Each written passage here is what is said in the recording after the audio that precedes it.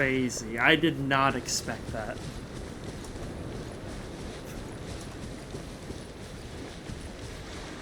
I'm just minding my own business and suddenly the...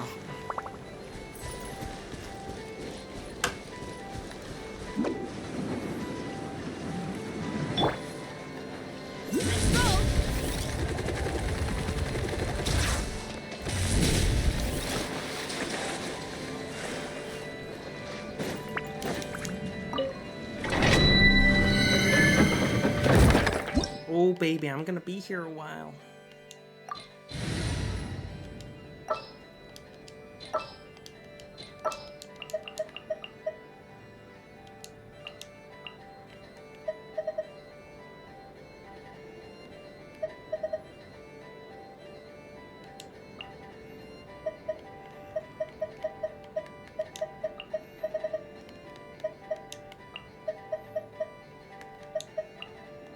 One is fast on one's feet. Try to keep pace.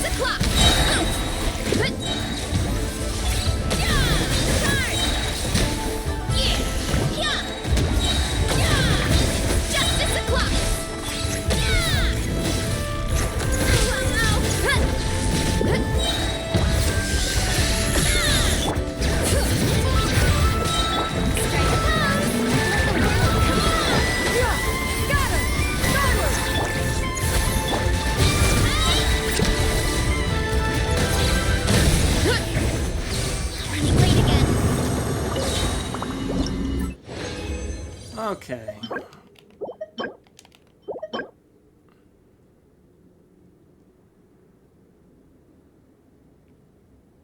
I mean, that could be good, right? Make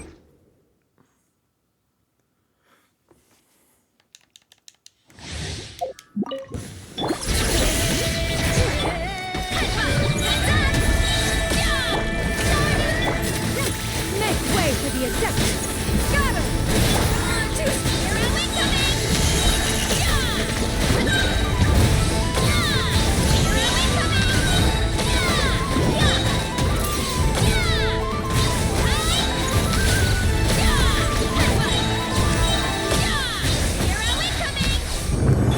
Marissa is definitely a character. Skyward! Got him!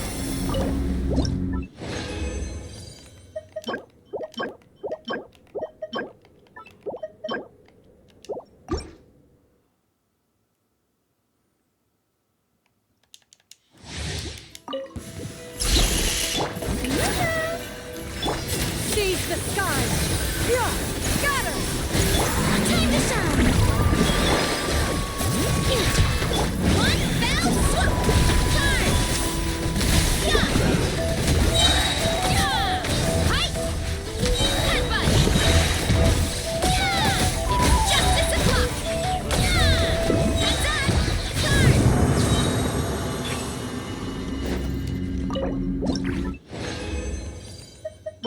I think that's literally my first moonlit.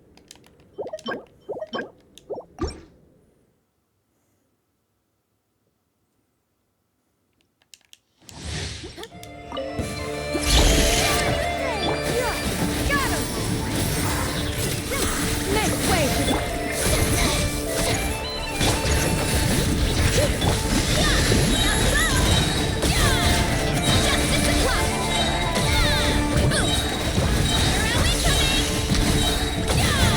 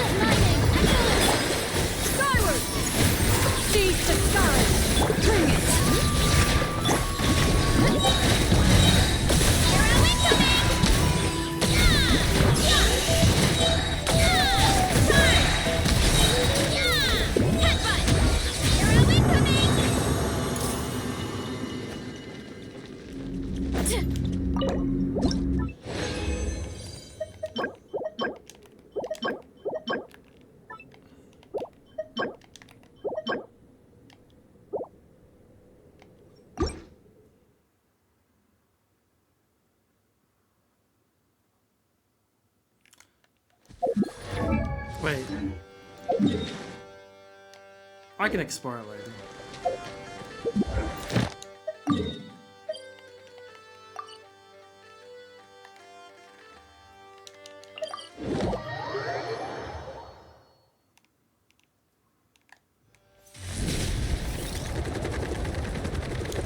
Add Astra.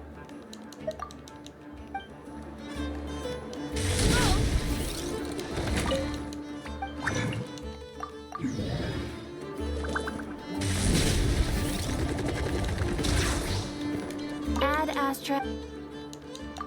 Thank you for complete.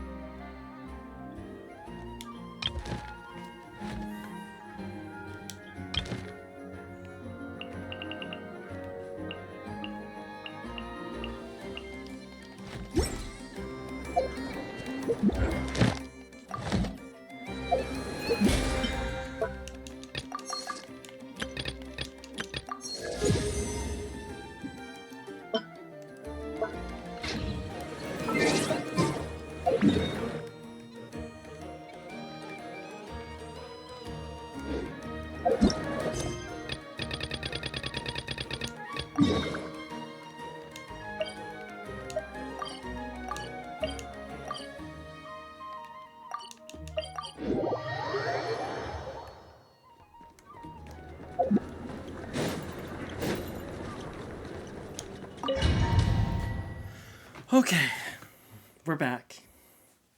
We're back. Lady Arlecchino, word is Excellent. The only thing is, they are Can't be helped. as you wish. No, I saw child.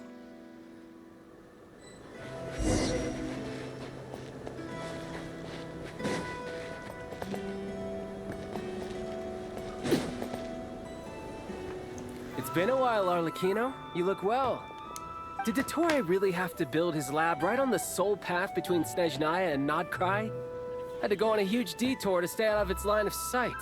Sounds like an arduous journey. Of course, all part of the job. Firstly, the Tsaritsa has authorized Fatui Internal Affairs to review Dottore's case. While they're working on that, I've been ordered to come... They're nearby. Great. Aside from that, Her Majesty has a message for you. She stayed behind to work since I was making the trip anyway. It seems... All right, guess that's just how she rolls. In that case, tell her that the Tsaritsa's decree this time is pretty awesome sounding. I think she'll like this one. Still, I wonder what... Wait, what's that? Did one of our troops turn into a monster? I knew it. Take him out. I knew it. Riptide! Really? They gave him Polar Star?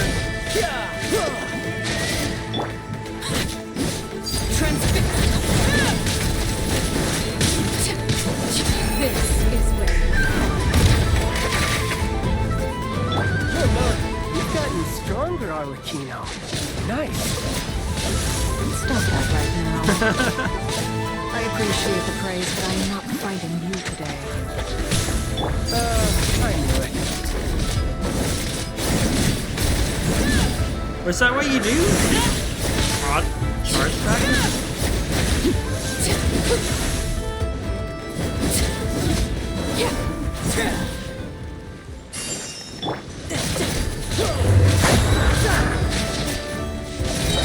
Brace yourself. This is gonna hurt.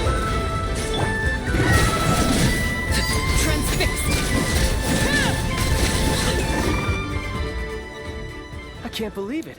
He was a living, breathing human one moment, and the next... Another fine piece of work by our dear colleague, I'm afraid. What in the world has been going on in Nod Krai? A lot.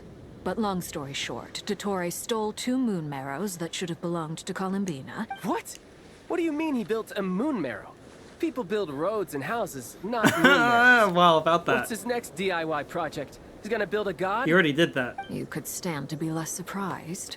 We are harbingers. I tell everyone who asks that you once crossed swords with Rex Lapis while serving as a key supporter for Rosaline's plan. But right now... Thanks for speaking up for me. Then again, surely no common adventurer would manage to get tangled up with them the way I did. That's gotta count in my favor, right?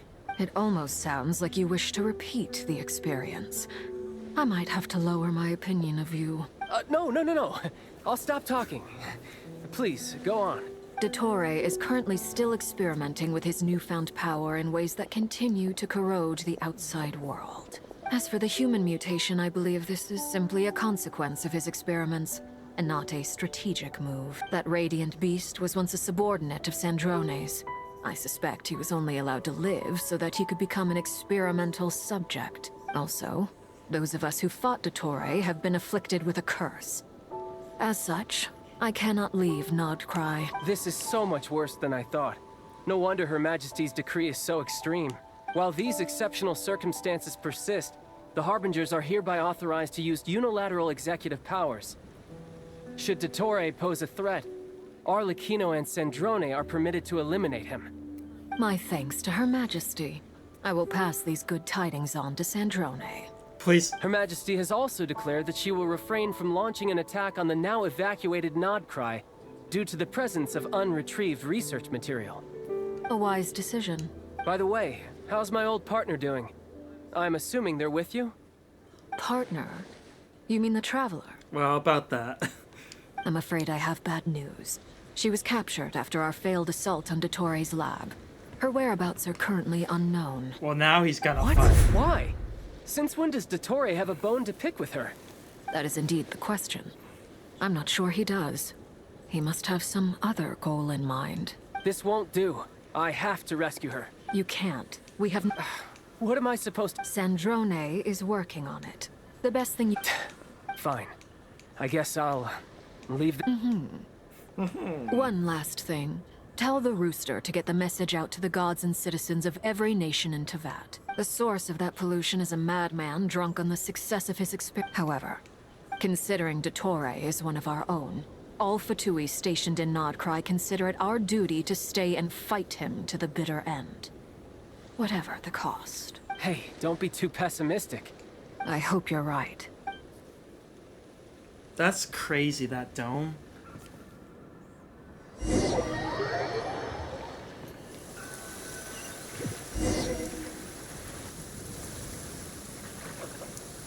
Wait, these are... You're right on time. Thanks. Hey, do you think I'll get that gliding exam exemption? I made sure I was on my best behavior in Mondstadt.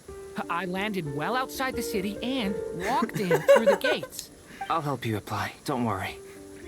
For now, let's see what we have here. What are the doctor's energy fields even made from? The usual attract and repel principles that govern Kuvaki don't seem to apply to them. They are very mysterious, but ultimately, they appear to be comprised of energies from the three realms. What are the three Thanks to realms? research by Master in the Hexen Circle, we know that Tevat's 7 elements are derived from the more primordial power of the Light Realm, Oh. which is antagonistic with the power of the Void Realm. Since you have the power of the Dragon Durin within you, I'm sure you can already tell that this energy field contains no abyssal energy. Whatsoever? That's true. It's not abyssal energy. It's something pure, wild, and untamed. I've been thinking about something. Do you still remember the device that Dory supplied from the Academia when you and Miss Columbina fought Raria? That was one of the most marvelous feats of ingenuity I've ever seen. The design, the craftsmanship, the material selection. I couldn't fault any of it. Not to mention the operating principles. Surely the most ingenious feature of all. What? Dory didn't go into detail on how it functions, but I have a working theory. The clue was that Miss Columbina was somehow able to use the pyro energy that you provided, despite the fact that, as a moon goddess, she should only be able to use light realm energy in principle. Now, all elemental energy is, of course, derived from light realm energy to begin with. Hence, I suspect that the device works by Wait, restoring elemental she used energy to its light? original state. Energy? This presumes a theoretical model of the seven elements akin to that of light refracted through a prism.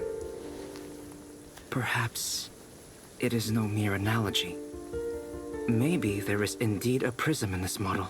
I almost wonder if the idea for the device was conceived based on direct observations of said prism.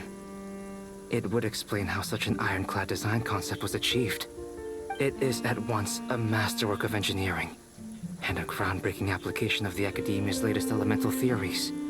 I suspect only Lesser Lord Kusanagi Okay, herself Raiden. could have devised such an ambitious technology. But back to the energy field before us. If this is pure light realm, could this mean that elemental energy can dilute the power of the light realm? Should we give it a try? We should.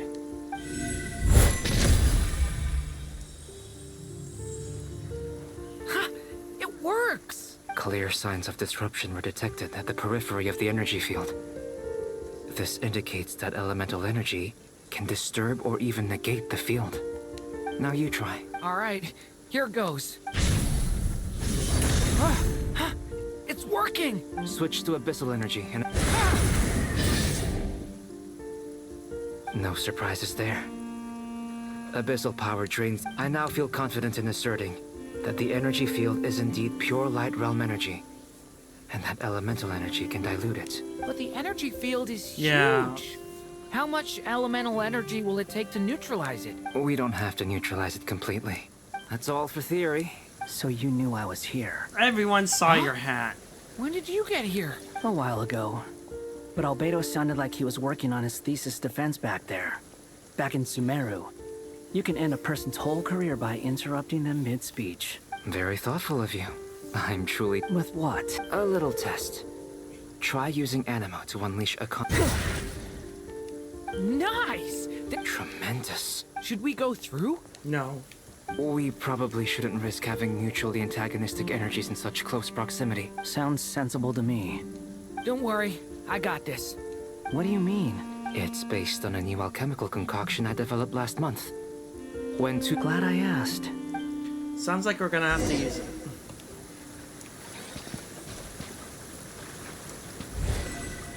Come to be.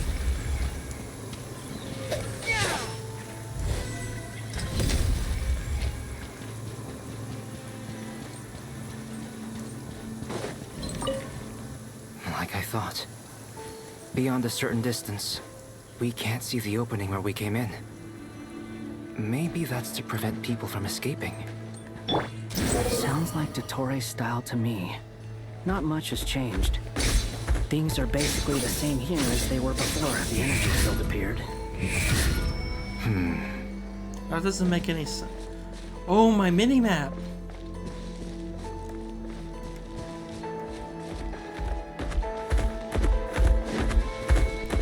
We keep getting weird distortions, though.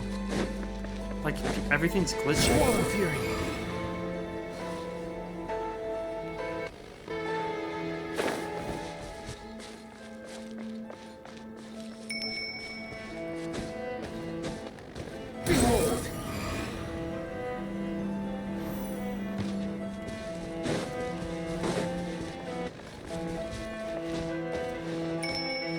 Rises.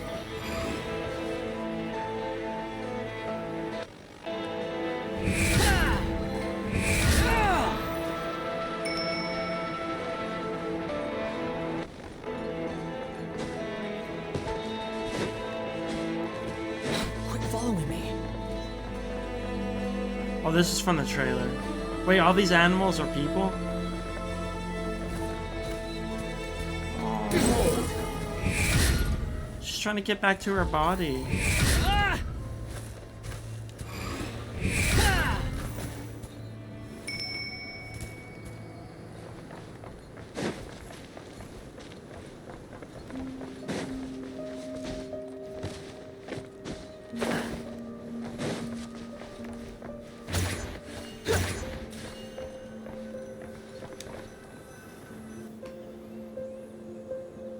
But why would... They have no heartbeats and they're not breathing. We can only assume they're dead. But there are no visible wounds. Also, It's watching us. That's not an animal's gaze. What are you trying to tell us? Doesn't seem eager to talk. I guess maybe it's just an animal after all. Let's keep looking around.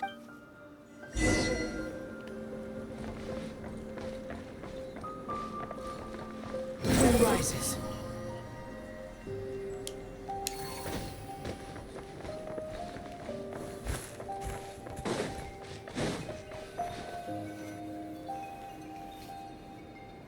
Same situation everywhere.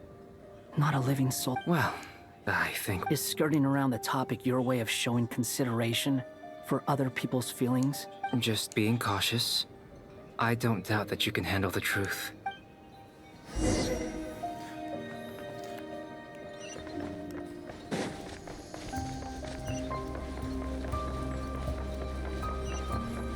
Swarm Fury. Careful. Please. Help. Please. Over there. I hear a voice.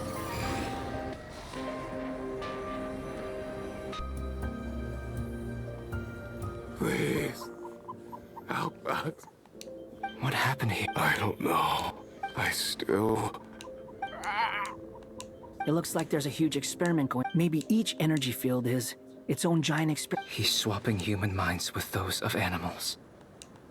Those people may have lost their sense of selves, but they are not fully We should go. No sense. Agreed.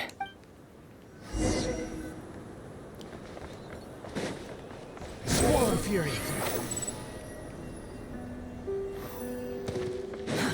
Too slow.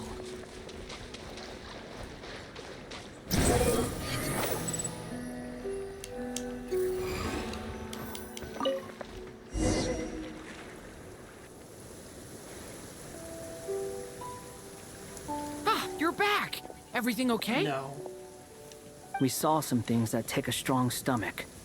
Otherwise, we're fine. We should share our findings with the others.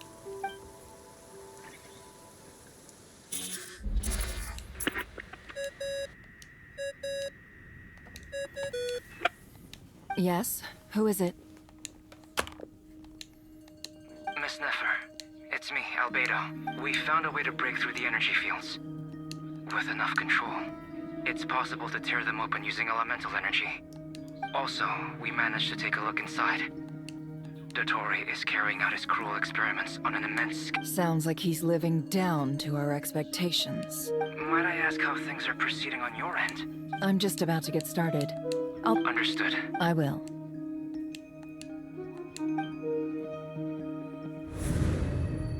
Well, Nefer, I'll link up with you once. What makes you think I'd need you to do? I'll need it.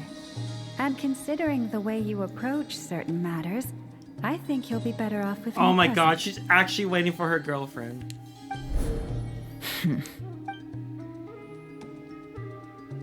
Let's begin. Entering simulation mode.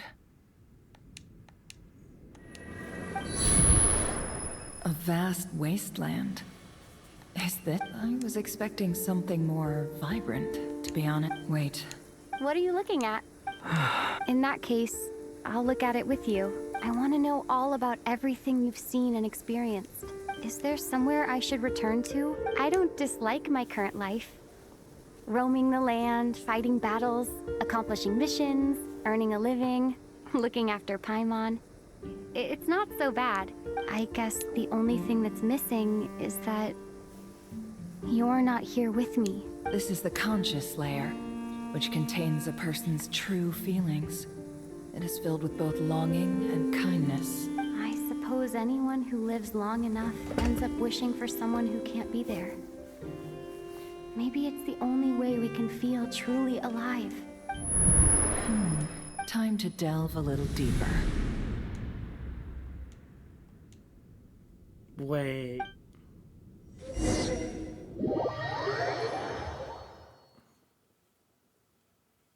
Nasha Town is hardly the optimal choice for a place to live, but it has What are you trying to say? Oh, don't be nervous. I was just thinking where might make a good starting point for your journey. Perhaps I should send you further afield. Conria, perhaps. hopes. Conria ceased to exist long ago. Once again, you fail to understand the possibilities that the Tri-Lune creates. Anything that has existed in the past, I can now recreate. You simply do not wish to see that happen. That might be because you miss your sibling and fear getting answers that you are not ready to learn. But this is not for me to judge. If we are to collaborate, we need to maintain an amicable... Never. I knew it. Oh no. He saw. What are you...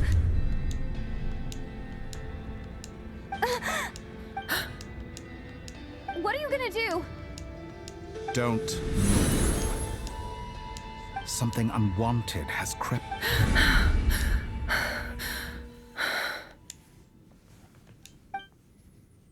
Did you save me? If I hadn't cut the connection, Dottore might have caught you from the other side and destroyed you. This was a good idea, but once is plenty. You were exceptionally brave. Excellent work. I love how supportive Thanks, she is. but now's not the time for that.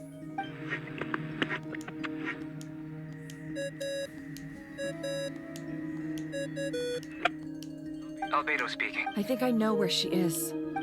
What is this endless darkness? I can't see anything. Even though my... What happened? Ah, sorry about that. I take it you didn't notice. Just... Could it be Nefer? Do you think she's aware of your current circumstances? Oh dear. Have I stunned you into silence? I only wanted to slow down your time a little so I could stop your intruder in her tracks. It would have been nice to capture the spy. I must say, I'm finding the ability to adjust the flow of time rather intriguing. A whole month passed before you opened your eyes again, but only for you. No one else was affected. I dare say this is something only a god can achieve. Point taken. You've proven once again that you have god-tier powers. Oh, you misunderstand. This wasn't about proving a point. I was testing things out. I find I learn best by doing, and I have to admit, time is not the easiest dimension to control. I only wanted to make you sleep for a short while, but it ended up lasting a whole month. Clearly some finesse is required to wield the authority over time as I wish. I hope you're not angry with me. It was only a month's discrepancy, nothing. You could have frozen me for millions of years. Millions of years? To what end? I wonder if you don't understand humans all that well. They are very pragmatic creatures who understand only that which they can perceive with their senses. If I had you sit here for a week, I imagine people might sympathize. But if I left you here for 100, 1,000, or 10,000 years, the sheer size of that number would cause it to lose all meaning to them. They would not have the capacity to comprehend You are your entirely suffering, correct in that and assumption. thus That is a they real could world not phenomenon. empathize. Unfortunately, while gods do exist in Teyvat, it is ordinary humans that account for most of the population. Their lifespans are so limited, their bodies so fragile. Did you ever really hope that they could begin to understand someone like you? Your long life and unique origins make you fundamentally different from them. How long will it be before they start to treat you like the alien you are? Before you are ostracized, outcast? Alien. Even I feel bad for you sometimes. This world has made you into a slave. So many times you have served its will, and not once have the powers that be ever thought to grant you the one simple thing you wish for.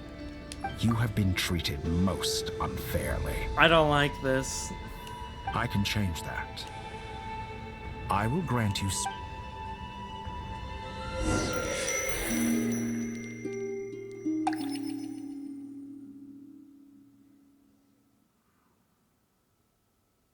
I've entered the past 3 times at this point, but I still have so many questions.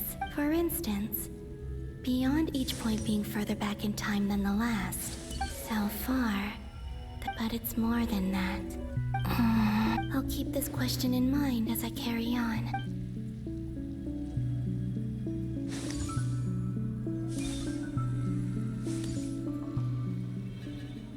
I knew it. Humans, you never change. Always trying to use... This looks like Star Sand Shoal.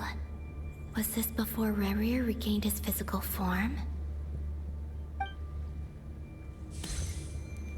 You've messed with the cannon again, huh? Sorry, but this round's not gonna go your way. The cannon. That's right. I was at Silver Moon Hall and I sensed an abnormal Kuvaki fluctuation coming from Nasha Town. I wonder if this is why he didn't attack us while we were doing the shield, too. And right after that, came an ominous power emanating from Star Sand Shoal. My body was once torn into countless pieces and hurled Oh my into the god, swirl that of scared me chaos for of some time reason. Itself. But even so, my life and will were not extinguished. I wonder if I could try to prevent his resurrection, but how would I do it? Traveler, behind you! Look at that light! No, I won't make it in time.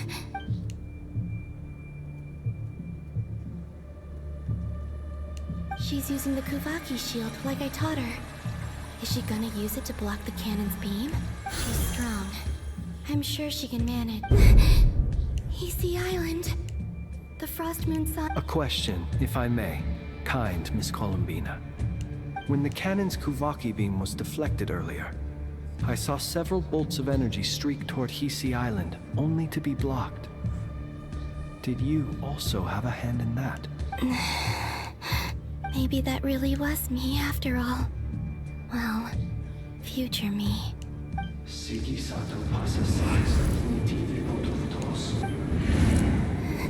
There's no time. I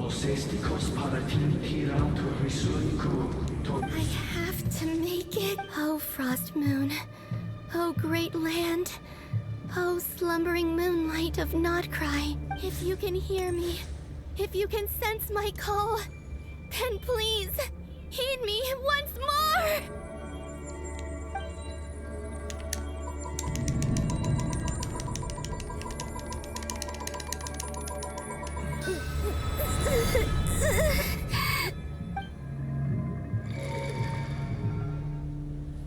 Did it work?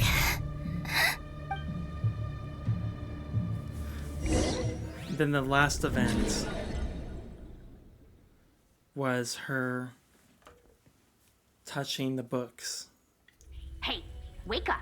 Hey, did you hear me? Columbina, I said wake up now! Oh, good morning, Sandrone. It's 3 in the afternoon, actually. And could you kindly not use my quarters as your personal nap room next time? But I feel so safe here. And your coffee, right? It's so bitter, but it smells lovely. It's like you were raised by wolves in a forest or something. What did you drink growing up? Grass tea? The Frost Moon Scions certainly led a more frugal existence than the Fatui. Then I'll bet you've never eaten one of these before. It smells delicious. That's because it's a Fontanian recipe. Rosaline will be here shortly, but if you... Hey, at least let me finish before you start eating! Did the rules not apply to you because you're the high and mighty moon goddess? These are so tasty. Of course they are. I made them. I was worried they might contain traces of machine oil. What? You know, there's something I've always wanted to ask you. Why did you leave your old home and join the Fatui? I mean, I'm sure their food was awful. But there's gotta be more to it than that. Well, life there didn't go quite how I imagined. What were you expecting? You're a god. Your followers are gonna make some demands of you, right? Surely you can just answer a few prayers here and there in return for the free food and drink. How bad can it be? Well, would you help other people just for free food and drink? The doctor told me that you were created by a great mechanic, Lord something Fisher. The Lord Artificer. Ugh, some people can't keep their mouths shut. Oh, Lord Artificer.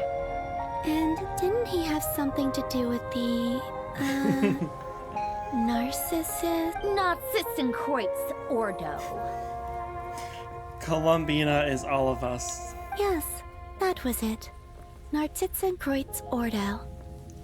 So, would you try to fulfill their wishes? You must be joking. I wouldn't go even if they paid me. I don't even know them. Exactly. Well, I felt the same way. I did not know the people who made demands of me. Huh. What do you know? We're on the same page for once. In his later years, Alan did ask me if there was anything I wanted to do. If I had any wishes of my own. Well, I don't. And I'm not in any mood to fulfill someone else's either. Who's Alain? He was the... You know what? Never mind. Let me ask you this. What sort of place would you like to live in, if you could choose? A place where people don't ask me for things I cannot give them. Where they don't worship me, or fear me, but just want to chat with me like a normal person. I'd also like the freedom to come and go as I please. And ideally, it would be somewhere with the smell of coffee and snacks. Not to burst your bubble, but no such place exists in the world. Now, take your snacks and scram. Centrone. Did I? Of course. I'm back here again. I dreamed of events from my past. Sandrone. Traveler. I miss you all so much. Back there. I guess I managed to harness all the Kuvaki energy on Hisi Island. But how did I do it? Time is flowing backwards here. That mystery ally everyone talked about. It was me all along. I can sense that there isn't what lies at the end of all of this, and...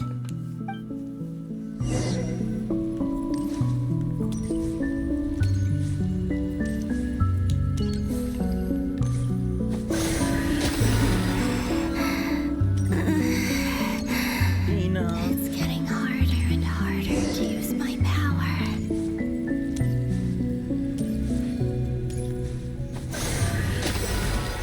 I'm no match for the Abyss in this state.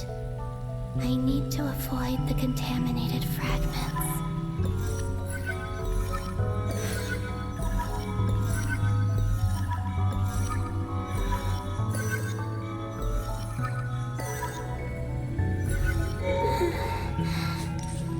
Time to go. I wonder where I'll find myself this time.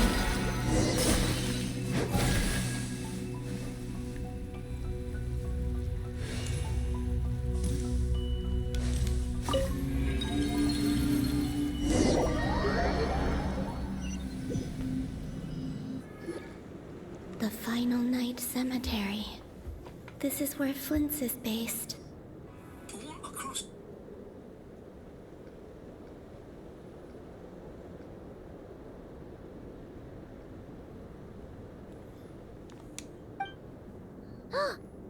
Or not?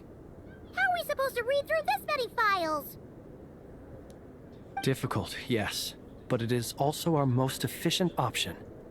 Seems like they're searching for information. Oh, I remember. Flint and Varga talked about some files on the Wild Hunt. Was this my doing too? To expose the true intentions of this Rarir, we need to dive into Nod Krai's history. Are my actions changing the past? Or are they simply completing a process? Is all of this inevitable? If I choose not to help them now, will it change how things turn out? Hope we don't... They're my friends. I can't not help them.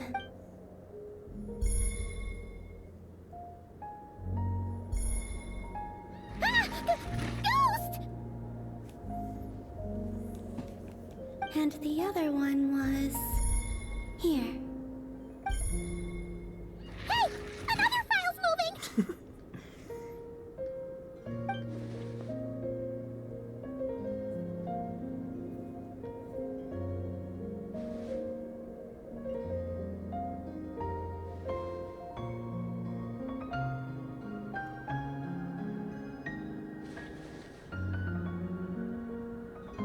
That should do it.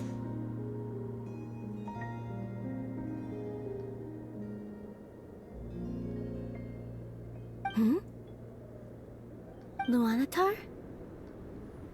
You can sense my presence? Ooh. Wait!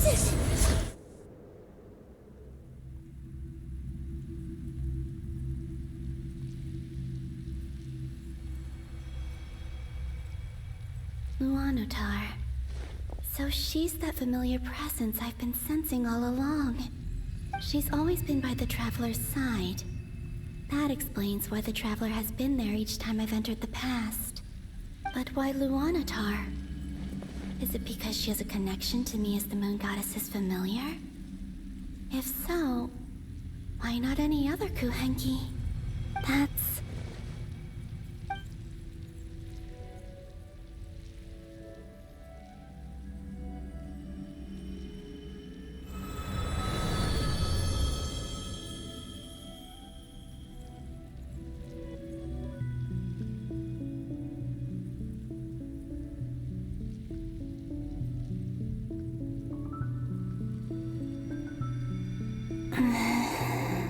Okay. I cannot sense any power up ahead. Just a void, stretching out into infinity. This is likely my final chance to enter the past. It's now or never. I have to find a way back.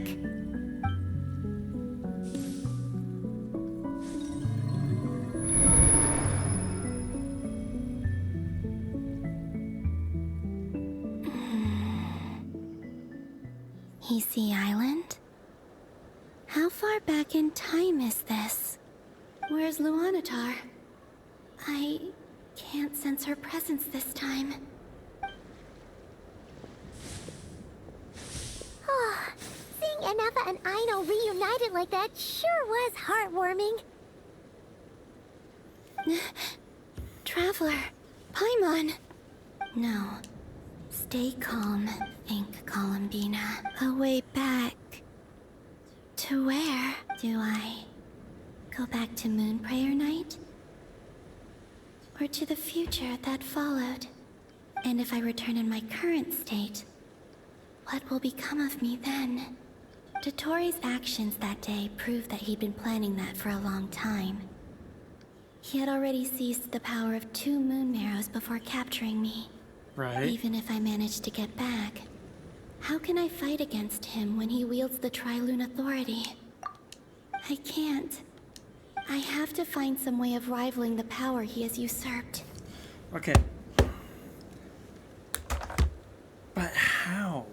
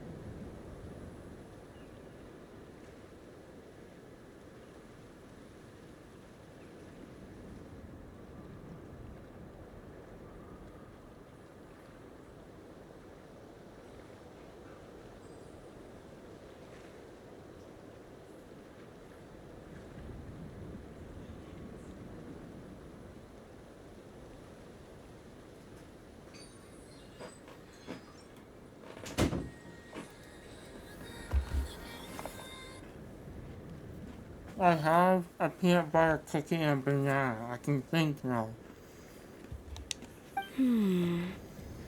Wait. Time flowing backwards. The Trilune Authority. Does that mean... I think I know what the final destination of this lunar reflection might be. Well, I don't. I know what I must do. Speaking of homes, we must already be close to where the Frost Moon Scions live. The vibe here feels different. Just like the scenery. So...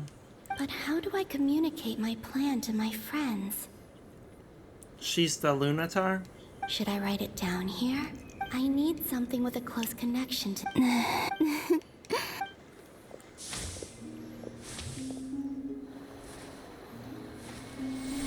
Oh, she becomes the Lunatar. No, wait, what? She took one of the flowers. Oh, that's why her loading screen was the flower.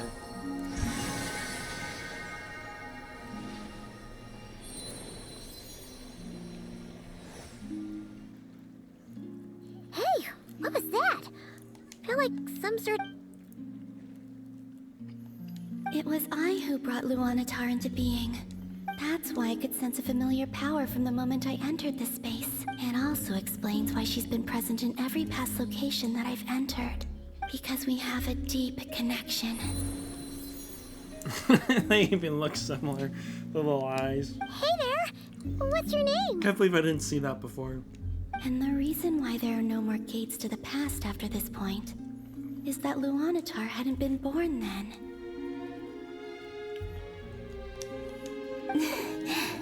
No wonder I sensed the trace of a blessing when we first met.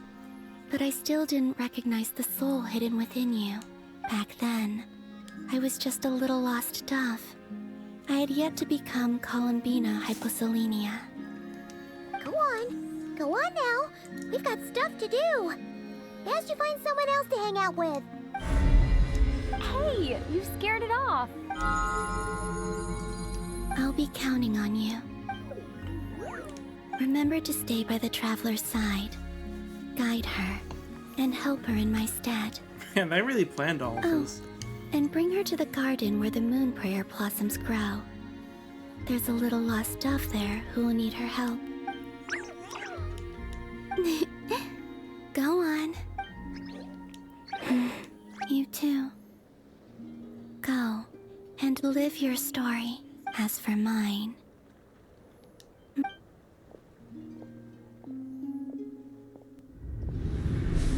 I knew they were gonna do the dramatic passing. That's crazy. That's just the first act. Yeah, I'm definitely not getting any sleep tonight.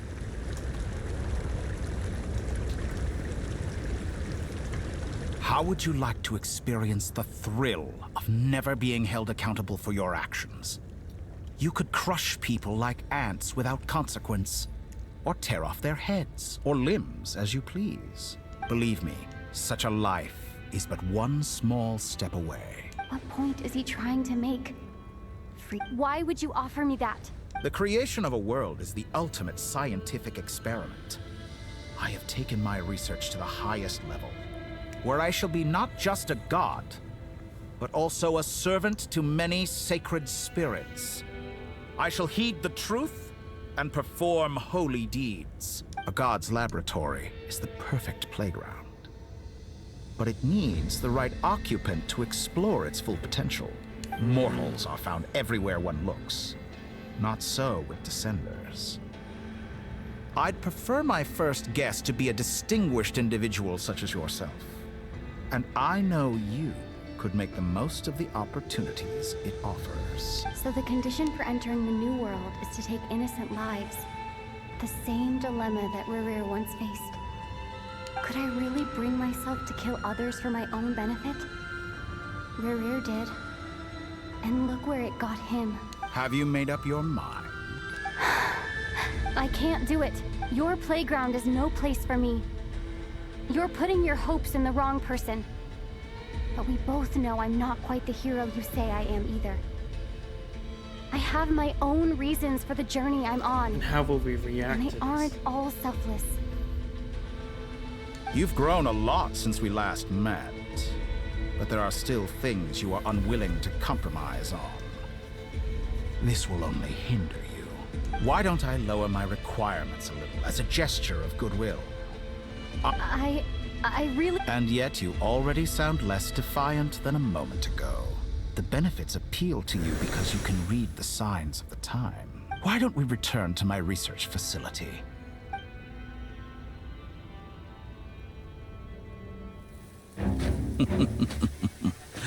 Now to that question. What? Cutscene time. Heroes don't attack from behind. Guess I'm no hero. This is most infuriating. Disappointing.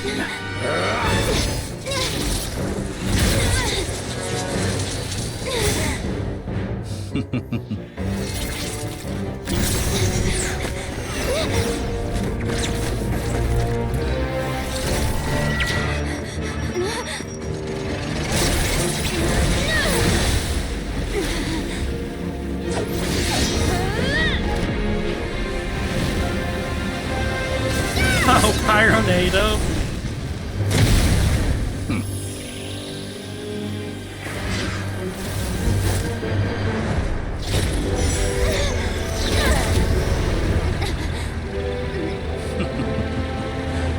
Now then.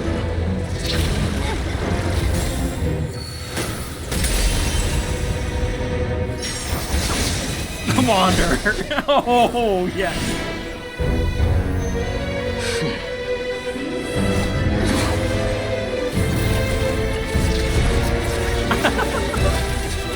Does he know? Face.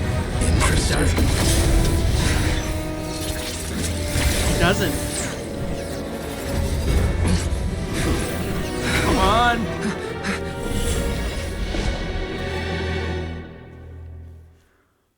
There are some people he speculated. I wasn't one of them. I never really put any thought into it at all, so I don't really have any commentary. But there's some people who thought Dotori might remember him. If you'd asked me during the conversation, I was like, I don't think he does, but there's always a possibility. But no, that we just confirmed that he doesn't remember. You're still gonna call me Hat Guy after that, huh? I didn't see anyone else in there who needed saving. Fair point. You just caught me by surprise. Thank you. Wait, it's you're nothing. injured? I'll be fine. It's nothing. I'll be fine? Are you sure, dude? Why are you looking at me like that? Is it that shocking that I'd come to your rescue? I'm more shocked that you caught the doctor off I owed guard. you a favor back in Sumeru. Now we're even. Distracting Dotori was tough. I won't lie. He's not gonna fall for the same trick twice. That was my one shot. I'd hoped to use it to take him out. Ugh. I never wanted to obliterate someone more than I do right now. Dotori doesn't recognize me, but his segments were originally made based on an analysis of my operational principles.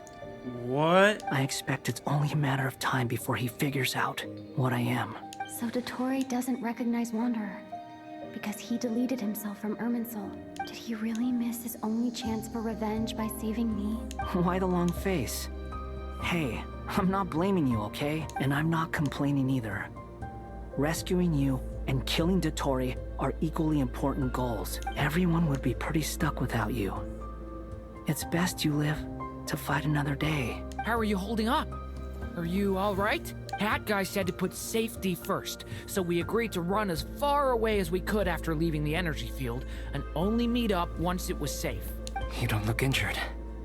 It seems that Dotori didn't do anything to you. All right. Rescue operation complete. Let's head back. There's a lot more work to be done before this is over.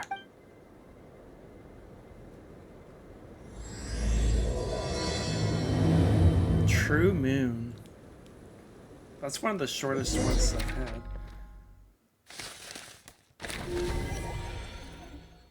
Whoa, that's a lot of people gathered. Arlecchino's there.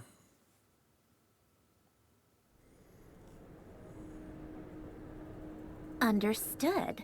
I will bear the Tsaritsa's decree in mind. I don't see what's so awesome about it, though. Does he really think everyone else is as immature as him? I'm not stooping to Tartaglia's level. I thought you might say that. How's your progress? Quite promising, actually. That alchemist Albedo gave me a few ideas. Remember how I asked you to look up some files for me? That stuff on the Kreuz Institute. Rene de Petrichor and Jakob Ingold. Alain Guilton despised Rene's theories and methods, but he never managed to come up with better alternatives either. So I adopted some of Rene's ideas. I thought Alain was like a father to you. He and Rene were mortal enemies, were they not? And what would you say if Lenny and his friends one day learned something useful from someone you utterly detested? I would applaud them for it. That would mean that they have surpassed me. For all we know, Alain Guilton might have thought the same thing. Not that it matters, though. He's dead, and I'm alive. So it's my call to make.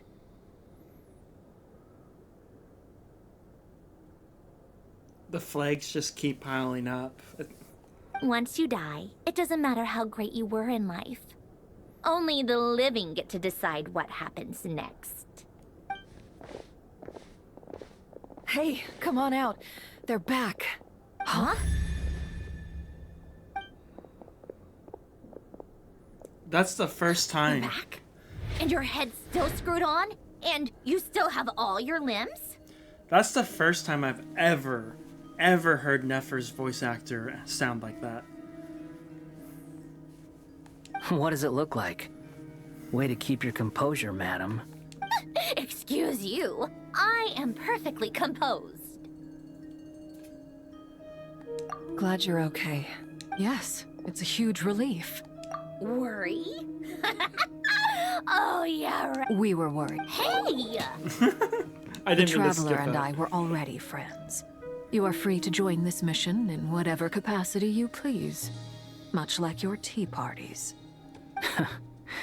It's a laugh a minute with you guys. I must say, I was quite surprised when Mr. Albedo told me he would need no additional aid. We discussed this on our way back as well. I am rarely so unequivocal, but in this case, we had full confidence in Hat Guy. He said he knew what he was doing. Albedo and I pretty much had to just wait outside on standby. Meanwhile, Hat Guy broke into the energy field and rescued the Traveler solo. You didn't have to mention that. Well, I'm thoroughly impressed. You are a force to be reckoned with. Hat Flins Guy. in your unsincere flattery. Is she back? Is she really back? Paimon! It's really you! Oh, thank goodness! Paimon missed you so much! You can finally breathe easy, Paimon. It's great to have you back in one piece! Oh, Paimon's been having nightmares the whole time you were gone! I love you too, Paimon. Look at them. You know, once you reach my age, there's nothing better than watching a misty-eyed reunion between friends. Aren't you like 17? It's nothing. Same goes when you get to my age, too. I bet I know and Anefa would be tearing up as well if they were here. Varka, I'm not sure Anefa can cry. Oh, yeah, good point. Hey, your eyes are looking a little red and puffy. Come here. Let's hug it out. What? Ew, no. No, thank you. You're not my dad, okay? Knock it off. Everyone, I'm sorry for all the trouble I caused you. But the silver lining is, I didn't come away from this ordeal empty-handed. Bro, this is a crazy assembly of characters. While I was being held captive, I learned a lot about Dottoro's current capabilities and what he plans to do with them. Allow me to explain.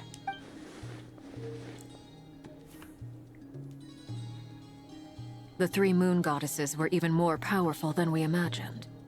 No wonder Dottore believes himself to be equal to the gods. Maybe even superior. Utter blasphemy. While everyone was gone, Nefer and I made an interesting discovery. And I believe Miss Sandrone has something to share too. Ma'am, perhaps you could do the honors? called it.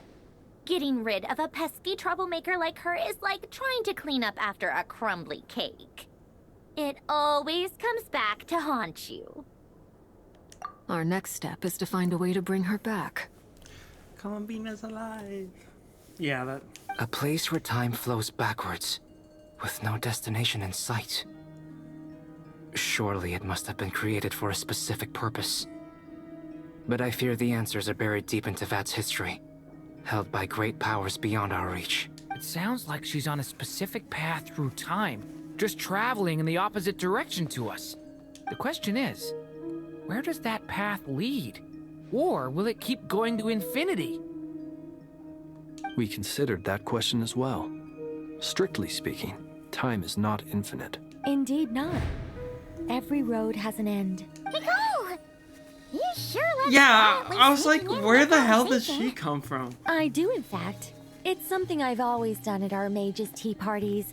Quiet, mysterious, and persuasive. I want to see Sixie so bad. You wonder what lies at the end of her road. Well, just as the world has a beginning and an end, so too does time. And so, the end of the road is the moment that Tevat was born. But where Miss Columbina will end up along this road, that depends on where this particular river of reverse time began. What about the original moons and the moon goddesses? Do they have a beginning too? All things do. In the beginning, no moons adorned the sky.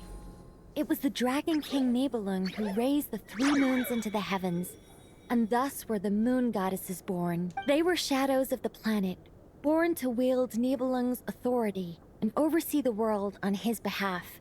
They were extensions of his will, manifestations of his majesty. But then one day, they disappeared just as suddenly as they had once been brought into being. Nobody knew where they had gone.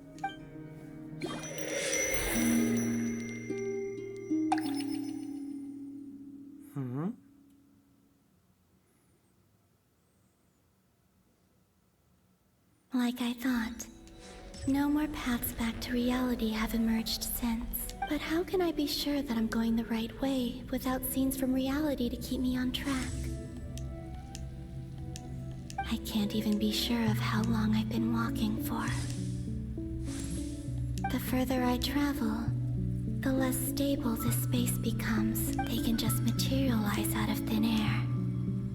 I have...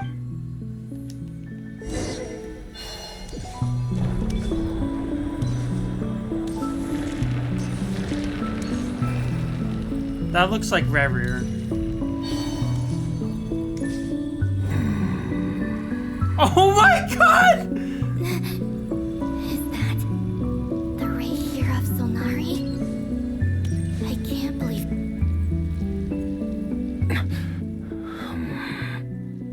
You are the moon goddess. But how? Please, there's no need. I'm not interested in fighting anymore.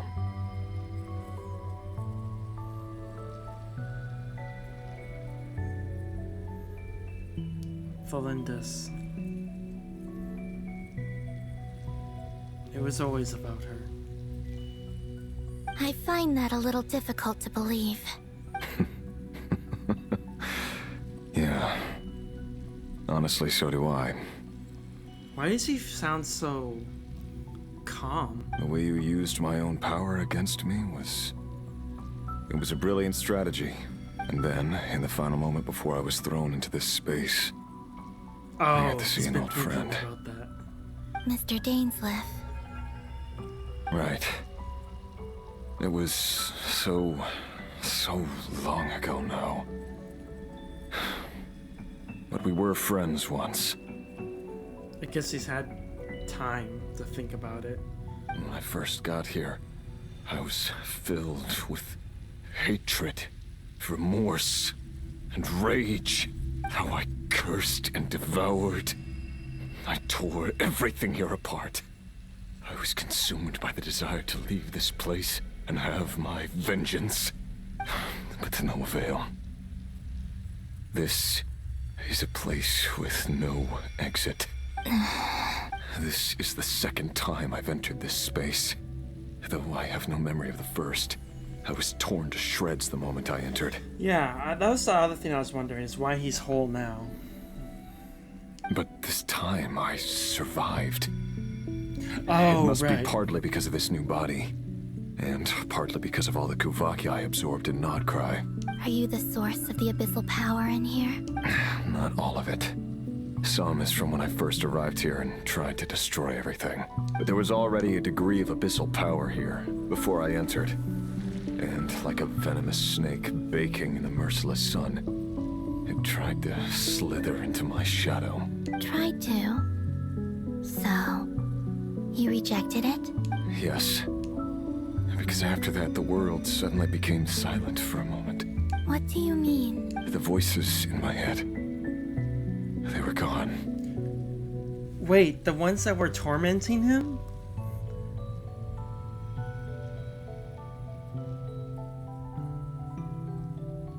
Wait, he still had Vedafinir's voice in his head?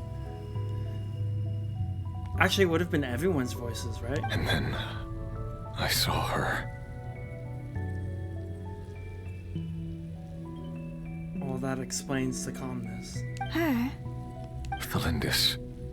My former lover. Never mentioned that she saw a memory of Thelindis leaping into the moon's reflection. More precisely, I saw her afterimage. I'm sure the real her is long gone. She was just an ordinary Conrian. She couldn't have survived here for very long. Anyway, why have you come here? Didn't you know it was a dead end? If I hadn't escaped through the moon gate, my friends would have been in far greater danger. I've noticed something, that pretty much this entire journey in Nod Krai has been sort of like an allusion to his journey, except in reverse. For instance, Nefer pointed out Nefer's story was literally a contrast between the two, a very, very similar past with very similar actions taken, with slight detours that led to completely different endings.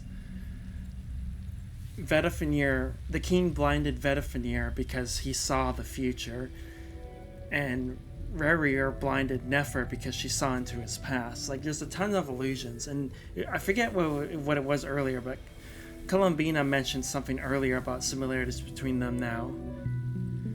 And right here, right now, if I hadn't escaped through the Moongate, my friends would have been in far greater danger. She chose to sacrifice her power, or whatever you want to call it, for her friends. Rerir chose to take the power at the expense of his friends. Oh, I see. Because of your power. The power of a moon goddess. What? You'd like to know how I know, wouldn't you? The one who resurrected me said so. I could hear a deep lust for power in his voice. The doctor? Do you mean... Dottore? Dottore. So that's what he's called. Like, I knew he was involved with Rerir. I didn't realize he was the one who literally allowed him to come back from the fractured mirror reflections on the moon. He'd been collecting fragments of my body for a long time. All so that he could resurrect me at the moment of his choosing. That explains... I had no interest in his research. But being as corroded by the abyss as I was, we were aligned as far as hunting the moons and recovering my strength were concerned. So that's why the Wild Hunt suddenly became so active in Nod Krai. When I left the Fatui in my weakened state, Dottore must have felt that his time had come. Moon Goddess, could I ask a favor of you? Thelindis? What? I know this is a lot to ask, Especially from someone who tried to kill you. If you refuse, I won't fight it. But this is the only thing I desire now. Nothing else matters. Nothing else mattered ever to you.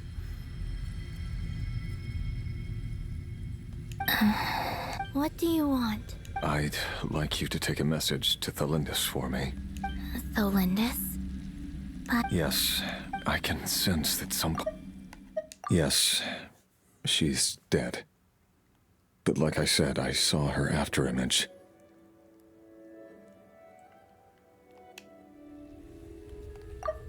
I can sense that some part of her soul remains here. Far, far ahead. Why don't you go and speak to her yourself? I can't. I don't know why, but I can't move freely in this space as you can. All I can see is a glimpse of her, walking away. Just like the moment when I last saw her in life.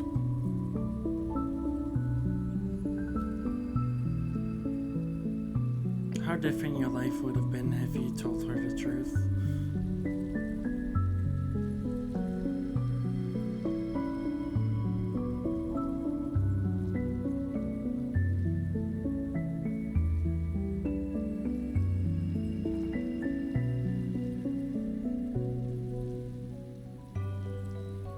Without the voices in his head, huh? In return, I will clear these abyssal obstacles for you. No, not in return. I'll clear them for you. Whether you want to help me or not. It feels like something I ought to do.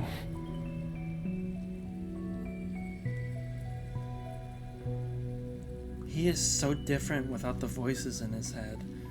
Without his fear and anger and regret. I guess being shattered into thousands of pieces and then slowly condensed into a barely malleable form,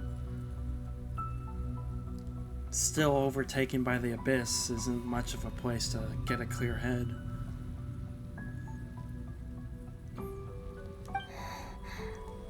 Why? Yeah. Why, indeed. I've been asking myself that question a lot recently. Why did I do the things I did? I'm tired of it all. Tired of the person I became. People used me. He gets it! And then I turned around and started using others. I hurt a lot of people. He gets it. Like, he actually gets it. And he's not even trying to redeem himself. He just understands how things came about. And he's explaining he's not excusing himself. He's literally just explaining what happened and why he did the things that he did. I think I grew tired of it long ago. But I wouldn't admit it to myself. And ultimately, that's how I ended up here. What do you wish to tell her? All of it. My past. My mistakes. Everything that happened after we were separated. Is it okay if I give her the abridged version?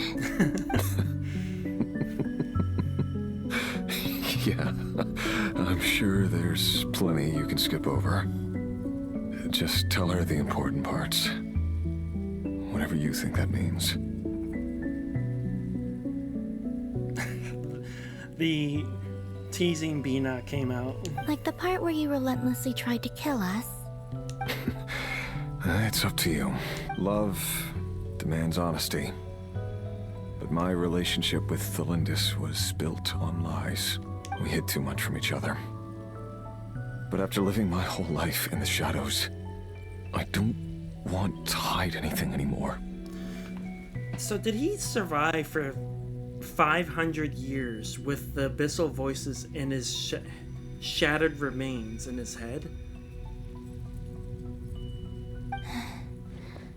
I will do my best.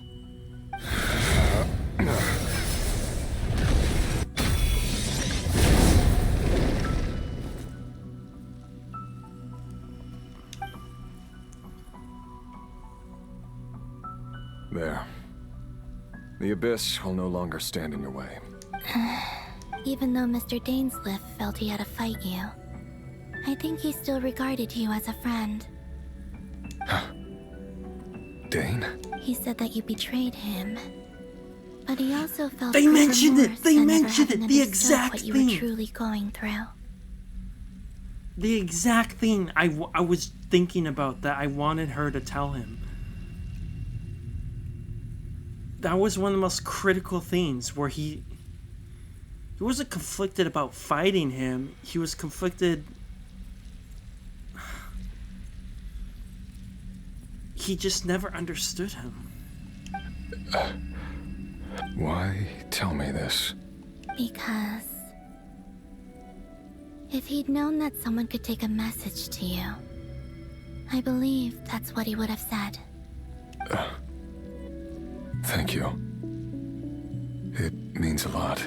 I know this will sound strange coming from me, but don't die, Moon Goddess. I can tell that you're determined to get out of here. Damn, maybe we aren't getting more Archon quests after this.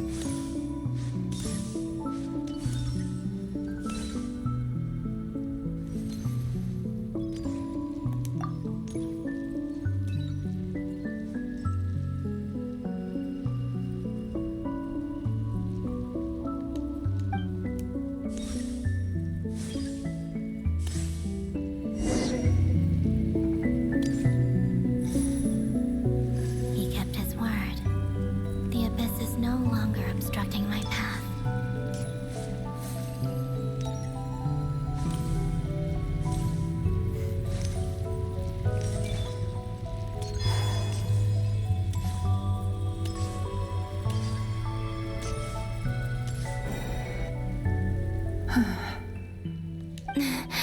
Is that the Lindis? She wasn't far off at all. And yet, they can never meet. Hello, Miss Delindis. Who are you? How do you know my name? I've never seen anyone else here before.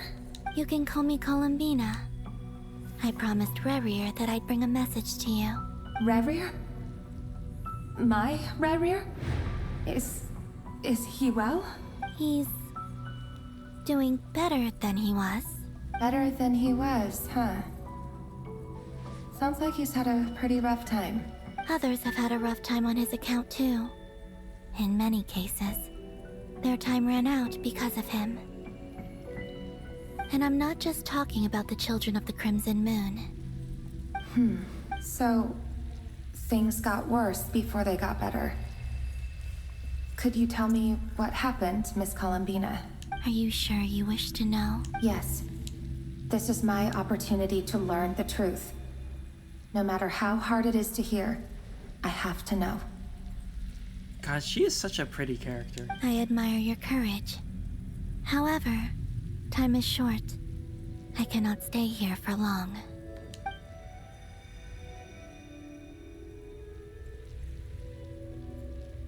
Rerir had seeds of hatred in his heart, and many people nursed them for their own ends. On some level, everything he did was to try and find a way to see you again. She's literally made up of reflections. But in the end, he came to regret his mistakes. He wanted to apologize for hiding his past from you. Beyond that, he did not say specifically what it was he wished to convey to you, but I'm sure that you've always been on his mind. You are what has kept him going over all these years. I'm sorry, Miss Columbina. It's all right. I understand. Well, that's everything from me. So, I guess I'll be... Wait. One moment. Time flows backwards here. The road ahead only leads further and further into the past. I know. I intend to reach the end of that road. Without a moon marrow, without the three moons' power, you won't make it far. Wait, unless... Are you Are you one of the moon goddesses? You could say that. I see. I often think to myself, if life is like a train ride, why haven't I reached the terminus? Where am I even going? And it's not just me. It's this whole place. Wherever it is, it seems like it's existed forever. It's such a mystery. Where is it going? I must seem so ridiculous. I can't answer these basic questions, and yet I jumped right in here without hesitating, only to be torn apart the moment I entered by powerful energy currents. Only my soul remains now. Thinking back, I was suddenly overcome with fear and terror in that moment.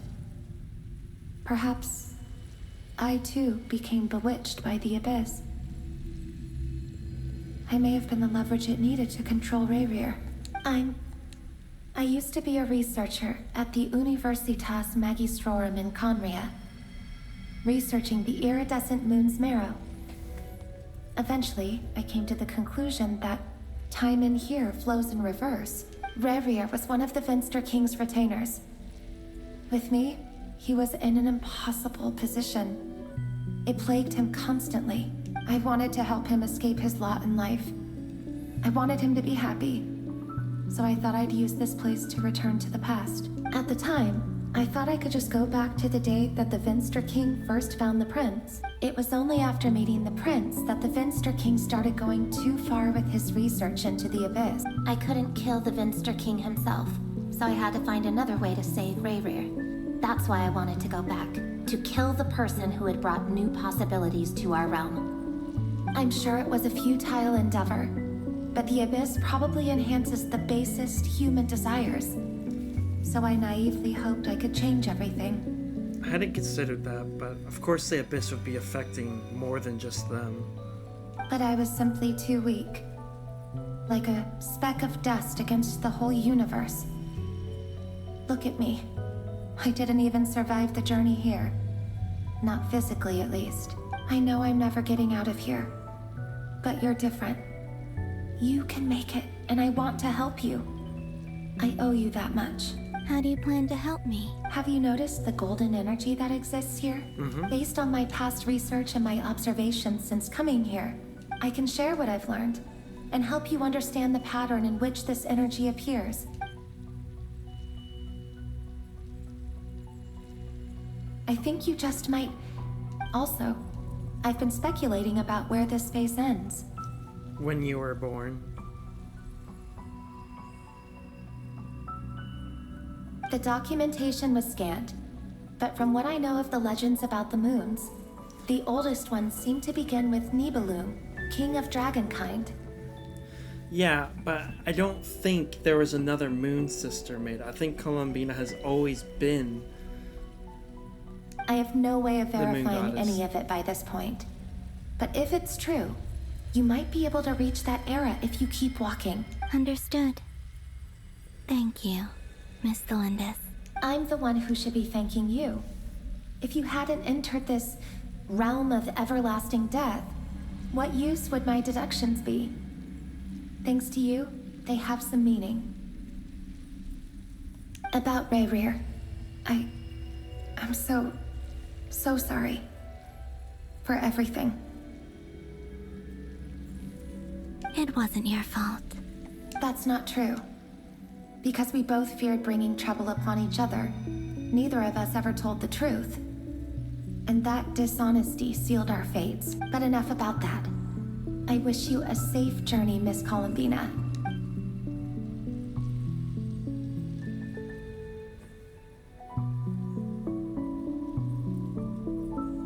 And may the outside world never have to experience pain like this again. Rayrir, you're there, aren't you? I cannot see you, because you exist in the future. I expect we'll be trapped in this prison of space-time for all eternity. But please, gaze upon the past, and then sit for a while. Let's find a place to sit down together, just like we did when we first met.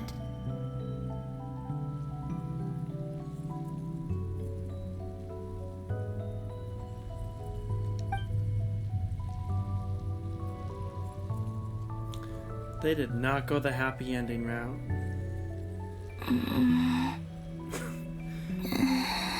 How long have I been walking? How much further till I reach the end?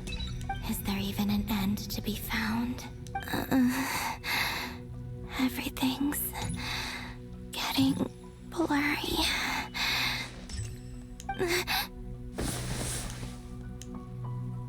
Huh?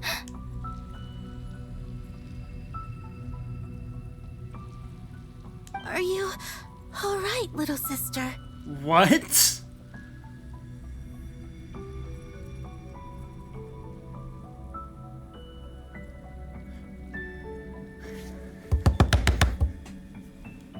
See, when the iridescent moon called her hypo whatever, I don't think she was confusing her because of their similar energy. Have you come from the distant future? So,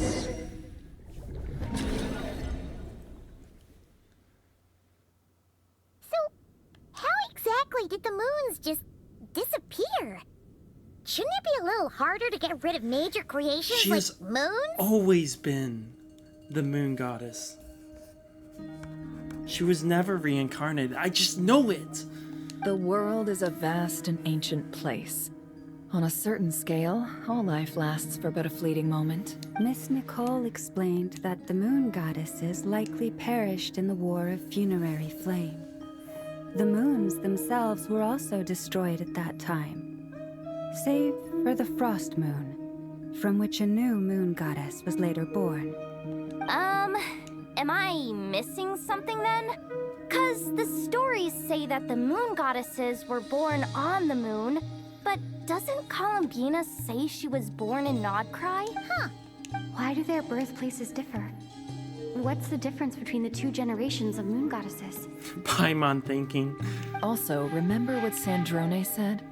Her scans detected 4 moons. In other words, 4 moon marrows. Technically, the result of the scan means that 4 moon marrows were detected and positively identified as moons in that moment. In other words, this piece of information alone isn't enough for us to know how Miss Columbina is doing right now.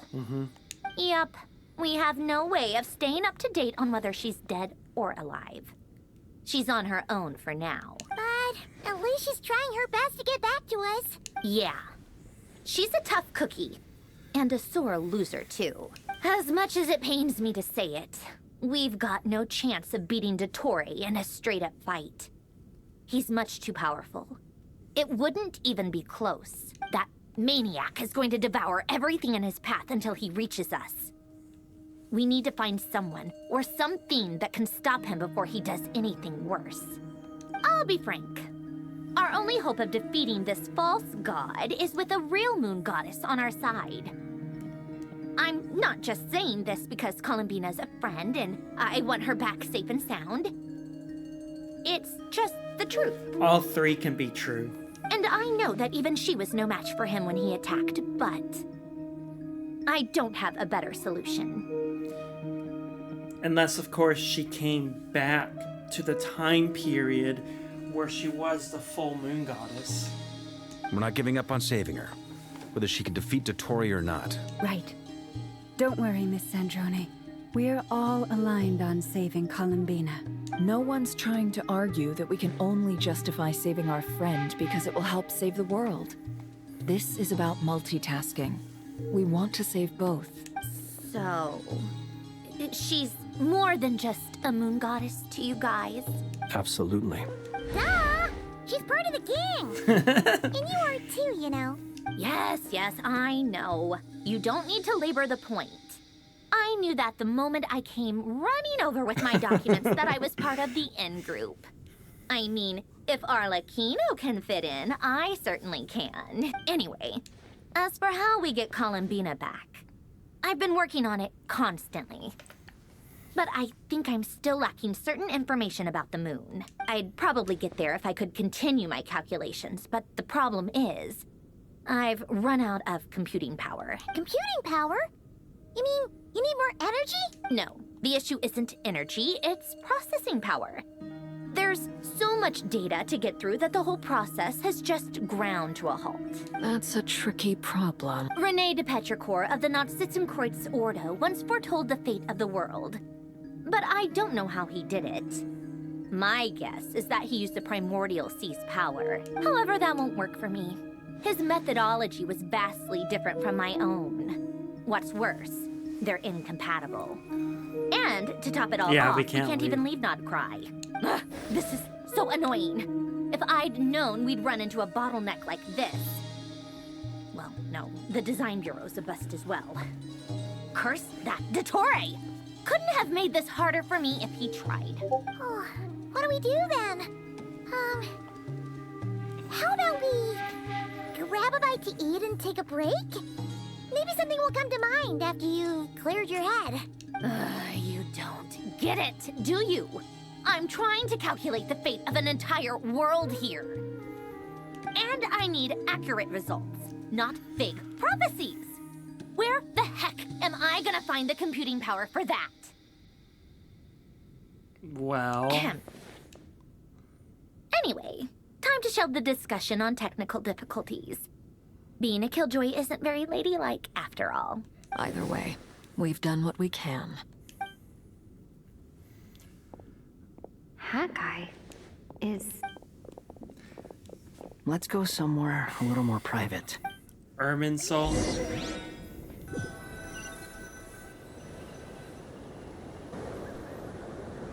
You know that Dory went back to Sumeru, right? Oh, right! Yeah, she mentioned she was planning to head back. Things aren't looking good for Nod Krai. She's gone to spread the word so that Sumeru has a chance to prepare for the worst. If you're looking for computing power... From what I know of Dottore, there are two possible reasons why he hasn't made a move yet. One is that he's still working through some kinks in his new powers. The other is... he wants to see how we're going to react. He'll easily devour everything eventually. So I guess he's in no rush to make it happen. The first false god he made was me. Now it's his turn. Even though my records were erased from Irminsul, Dottore's ideas haven't changed one bit. He once told me that becoming a god was like turning yourself into a hungry wolf or giant serpent to devour the moon. Clearly, he began studying the moon goddess's powers long before he even tried making a god. You could say you were probably the trial run. He's always wanted to get his greedy hands on divine authority one way or another. And in the end, he devoured the moon where I failed. In the desert of Sumeru, there is a chessboard built by King Deshret, also known as Al-Akhmar. Yeah, I don't know if it was a real game, or if he was just trying to challenge his servants and citizens in some way. But creating games and setting rules, gods do that as a matter of course. That's the kind of power Dottore craves. Now he has the Trilunar Authority. His power is leagues beyond the common people. I don't think there's any point in other nations rushing to the front line. They're better off focusing on defense and hoping they can fend off any threats that spill out from Nod Krai. The only thing I can think of that would give us the competing power we need would be Irminsul, or if Dory brought back something from Sumeru. Because Albedo mentioned that Nahida's design that she gave to Dory was just quite simply genius. And he mentioned like the equations or whatever that made it up were like flawless. So I think that's our last key we need to actually take the fight to him. Either way, Dory will inform Lesser Lord Kusanali, and she will contact the other gods in turn. The Seven will have some recourse available. If nothing else, their protection should keep the rest of the world from descending into chaos as quickly as Nod Krai has. So on the bright side... That's good to know. There's a word for people who refuse to let anything go. It's called being greedy. Maybe it sounds greedy to you. And probably naive too. Battles are fleeting. But the will to fight is a long-term commitment. give up for even a moment, and your resolve will shatter. Why do you always feel the need to do the right thing? No one is born to be a savior. I mean, who's gonna criticize you if you fail or give up? Don't take this the wrong way, but Dottore said something similar to me. I guess the Fatui attracts people who don't believe in saviors. Not necessarily. It's less about belief for me. I just want to know how to... You look kinda worried. If your arch-nemesis was about to achieve their ultimate goal, I think you might feel a little worried too. That's true. Still, you're calmer than I expected. Obviously, I have to admit that my past self was a reckless fool who misunderstood not only the point of revenge, but how to achieve it. And as much as I want my vengeance, I know I'm not gonna get... Too bad it never taught me any other virtues, though.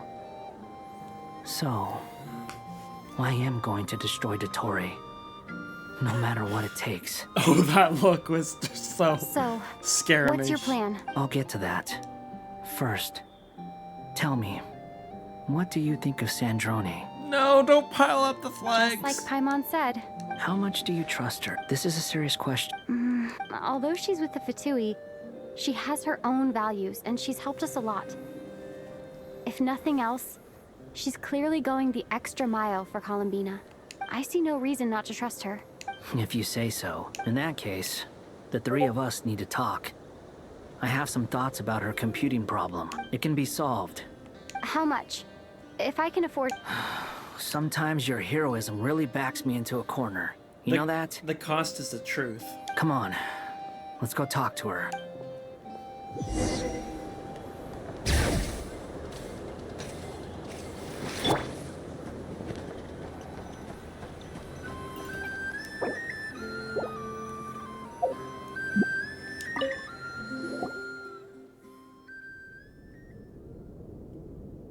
Miss Androne, Traveler.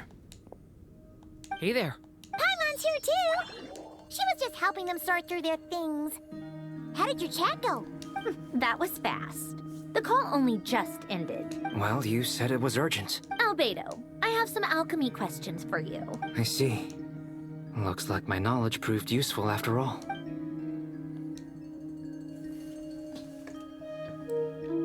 If I might ask, what is the end goal for the modified formula you'll be using? I needed to predict the future of the entire world. But I've run into some teething issues since trying to implement Renee's theory of the four Orthans. I see. I'll have a look at it. Still, computing power is the real issue here. How do you plan to solve it? About that, that's been sorted. Oh, with the Traveler's help? Actually, you're not wrong. Was it Hat Guy? Yeah, it was him. Wow! Go Hat Guy! Seems like all that time studying at the Academia is paying off big time. But where is he? Wasn't he the one who asked Albedo and I to come here? Come with me.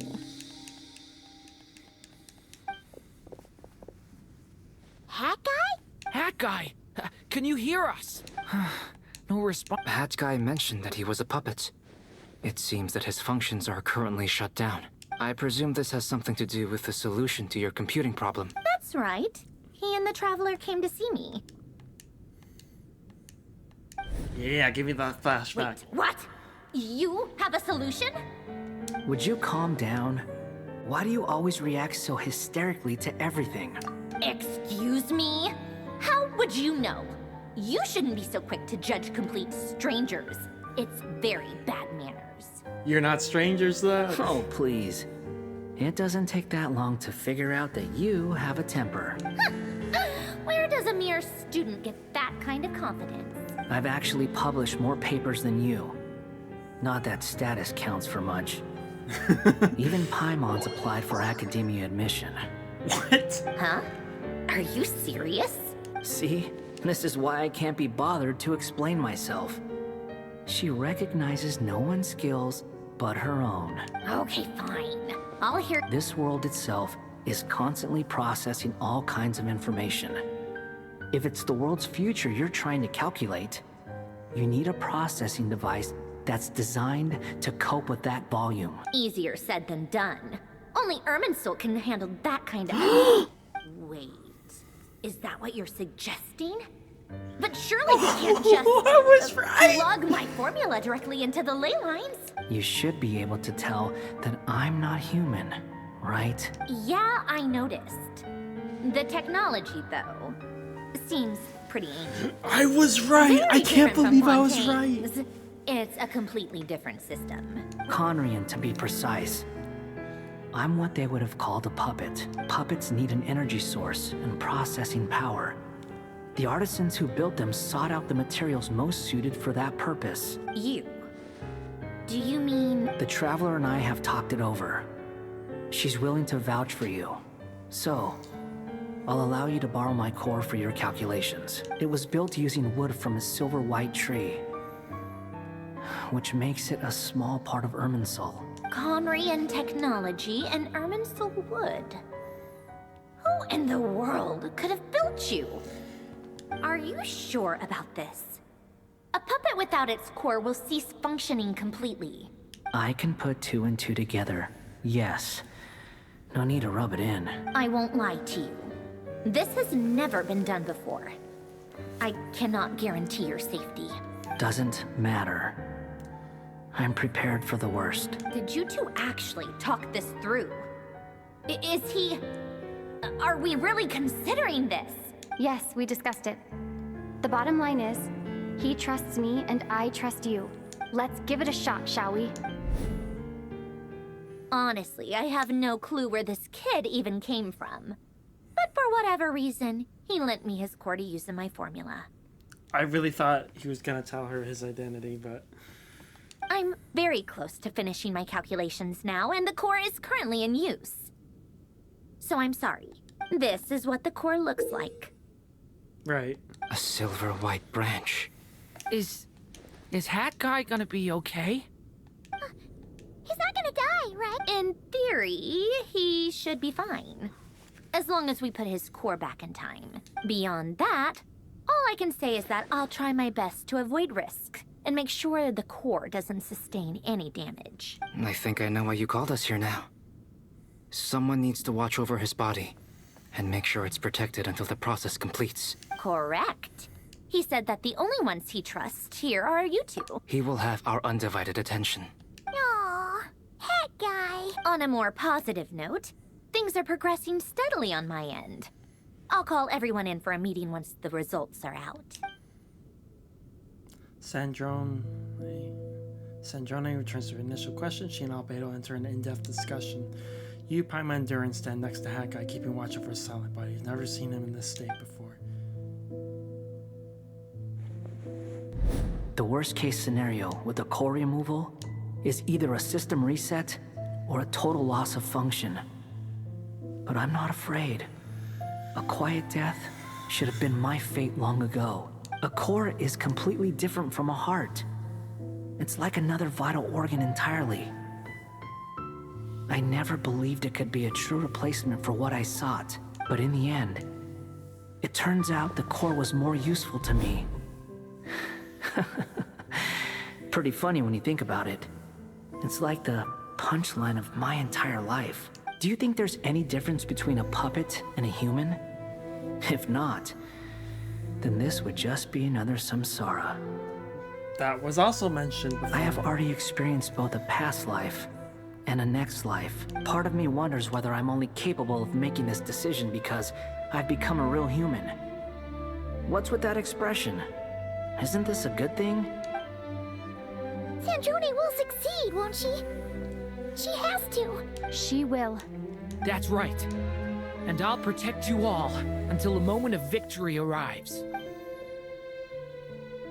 You suddenly feel like the concept of time has become blurry, rushes forward for you, but yet marches backward with every step that Columbina takes, silent yet turbulent. The Tory's words echo in your ears. These 4 divisions anchor the world and shackle those who live in it. He may be deranged, but he understands well the rules of the world which now test you all.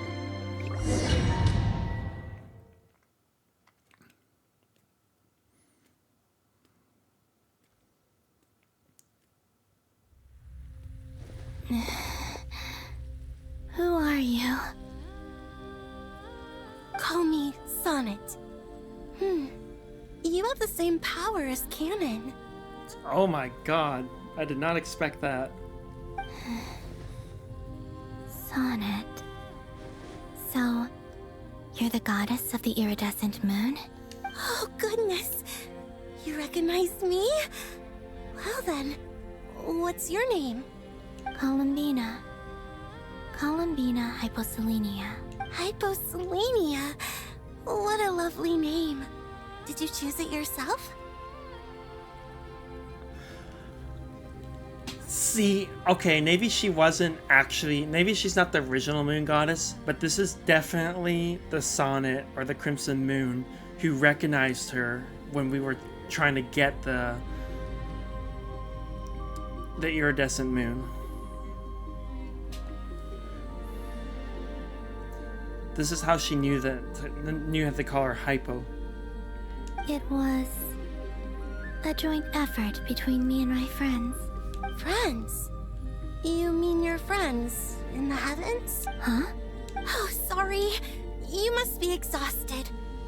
Do you mean the other two moon goddesses? Arya and Canon? Wow, you sure know a lot.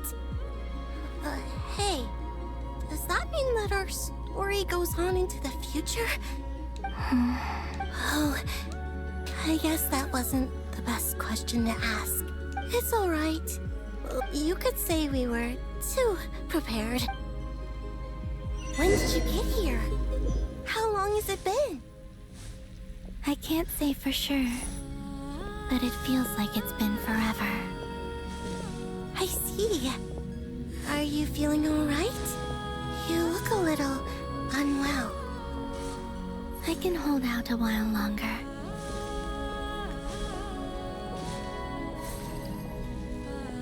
We don't have far to go. The place where my sisters and I are based is just up ahead. Don't worry, they're both really nice. I'll introduce you.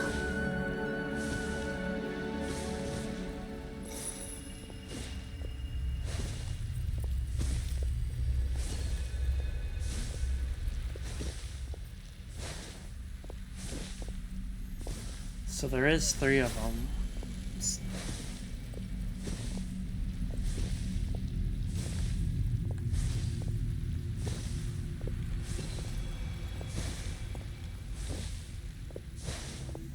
Ooh, her hair is so pretty.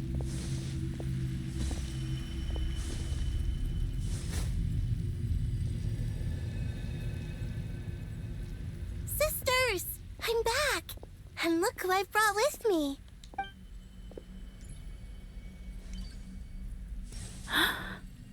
Oh my god, she is... Yeah, she's my fave. It's our lovely little sister, born in the far future. The pleasure is all mine. Allow me to introduce you to Columbina Hyposelenia. This is Arya, the goddess of the eternal moon. And this is Canon, goddess of the frost moon. Canon, don't you think Hyposelenia's power is similar to yours? Hello, Columbina. I apologize for our startled reaction just now.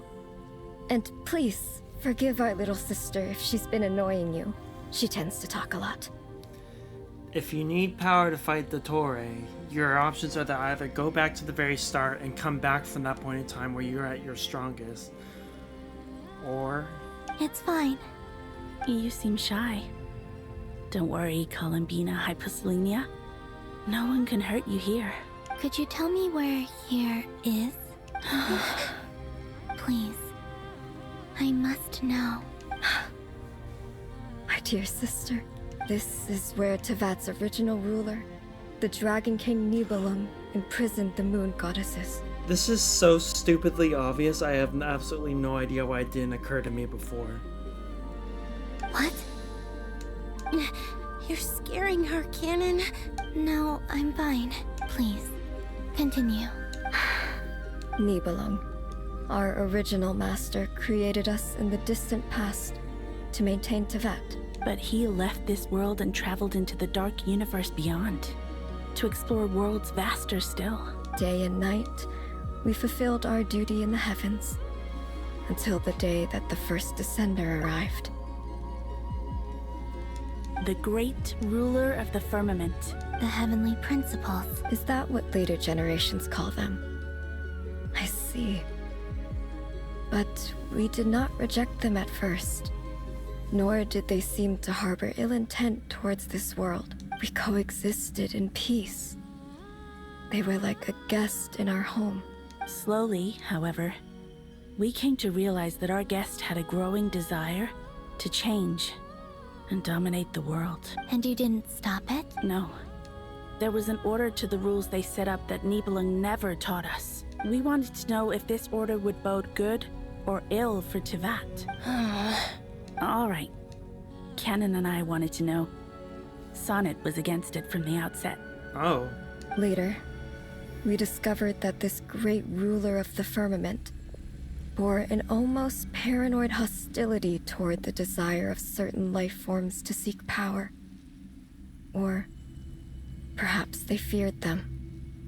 They would even cast down celestial nails as manifestations of their power, to punish the civilizations of the world below. This...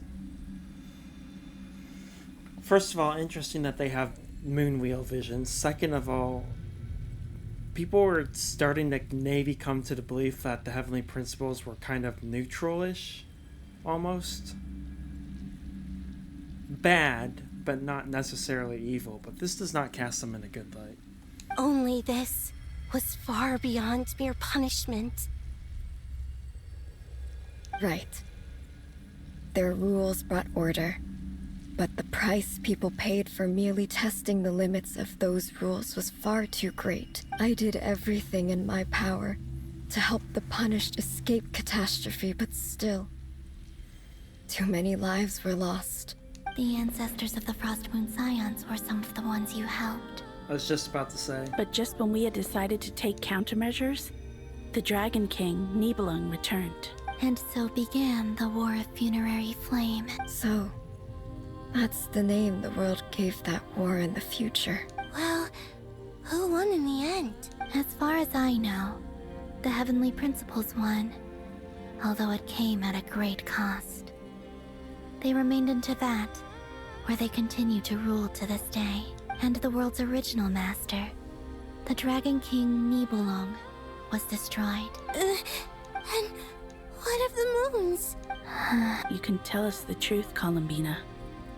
We know we are but remnants of a bygone age. We are prepared for the answer. But that's how she knew her name, Hypo. Only the Frost Moon remains. But it has been cast beyond the false firmament by the heavenly principles. The eternal and iridescent moons were both shattered during the war. So death finally came for us in the end. Sonnet. But you're still here, aren't you? A moon goddess cannot live without her moon, Columbina. She's right. That's why I began to disappear. Because the Frost Moon is cut off by the false sky. How much worse it would have been if it were outright destroyed. Our souls may endure within this lunar palace, but... Then we shall disappear the moment we depart from it. I'm sorry. There's no need to apologize to us, dear sister. If anything, we owe the world an apology. If only we'd decided to act sooner, rather than arguing amongst ourselves. Yeah. All the more reason not to spend this time in regret and repentance. Instead, we should focus our efforts on how we might help our future sister. Sorry? Don't you see, Columbina, your story is not yet over. Is that not why you are here?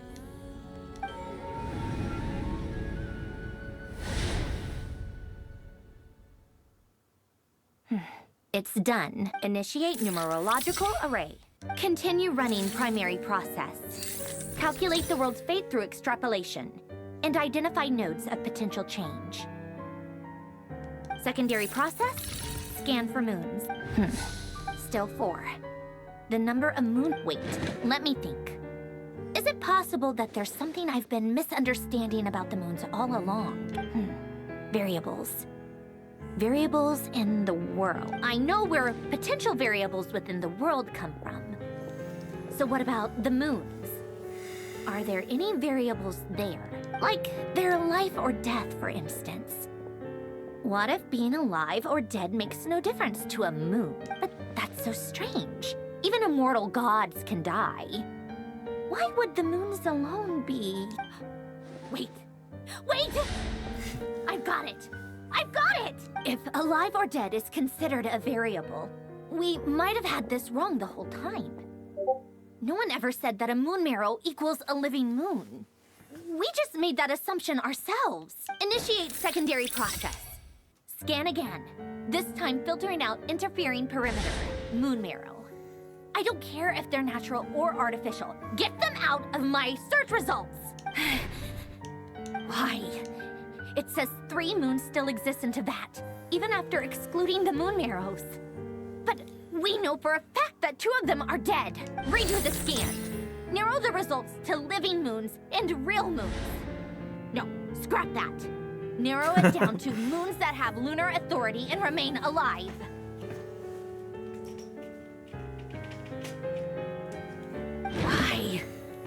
Why is it still 3? What is this, Columbina? Has the world lied to us? Or are you the one pulling the wool over our eyes?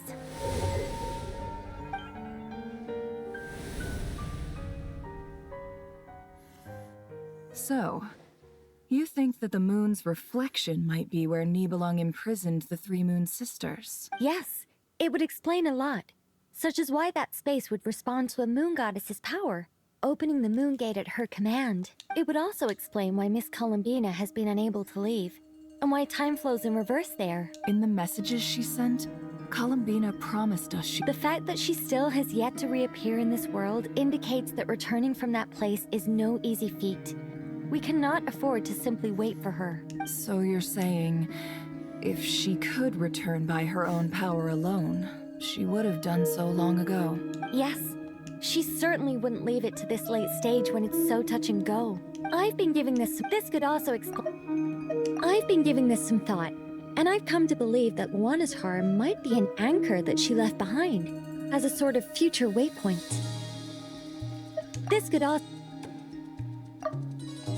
Sounds like a plausible theory. If that's the case, there must be some criteria we need to fulfill to allow Columbina to return to the present. Right. The question is, what could they be? Hello? Listen up! This is extremely important! Her great discovery, of course. Next step for Nicole, present their hypothesis. Not only is Columbina alive, but she may well exist in a form unimaginable to us. I'm still unclear on the details, but she's done something truly inconceivable in the past. And the clue to what she's done lies in the moon and Teyvat sky. What? Truly amazing. Oh, I'm so delighted for her. I'm sure we all feel the same. And I'm sure Columbina is ready to get back here and fight by our side. I'll keep my calculations going and try to find some way of coordinating with her. But that's not an excuse for everyone else to slack off, okay? All of you had better keep trying to think of solutions. How can the dead moon still live? And Luanatar... Oh, this is crazy. It's hard to believe that's what will happen in the distant future. Our authority is linked to the most fundamental rules of Teyvat. I suppose it's no wonder that many would covet that power. I didn't realize that when you said friends, you meant people who live down in Teyvat. That's so lovely. I always wanted to go down there and have some fun. Have you ever tried leaving this prison? Of course. Between us, we've tried everything. But no matter where we go, this space will eventually bring us back here. It's like the center of a whirlpool. Everything ultimately converges here. at the moment when Nibelung imprisoned us. In that case, have you tried using any of those pathways that connect this space to the real world? Sorry? They're passages through which you can make small-scale changes to reality by using Kuvaki. Or am I the only one who can use those passages? Right. Because part of my soul remains in reality. Kuvaki. What is that? You don't know? It's... Oh. Well, it's true that, but there is no difference in the elemental energy between there and anywhere else. What? What? Could you show us some of this Kuvaki hyposelenia? Maybe if we see it, it'll make more sense. Wait, is Kuvaki light energy? Isn't that just your power? What? But it's everywhere in Nod Krai. In the air, in the land. Even the creatures who live there have adapted to its influence. How curious. This Kuvaki certainly did not exist Wait, anywhere did in the world Kuvaki before energy we were in help prison. cleanse Reverie? Let alone influence living creatures. This is so strange. Columbina, you're looking for more than just a way out of here, aren't you? Yes. If I am to help my friends, I will need tri-lunar authority on par with that of our foe. You mean... This sounds extremely risky. The Three Moons' powers are not mutually compatible. Concentrating them... I know. But I'm willing to take that risk. Even so, let's say we successfully transfer our authority to you. How will you take it outside this prison? Nibelung constructed this realm specifically to prevent us from using our powers to interfere in his war. No moon goddess can leave this place alive. What if I don't leave alive?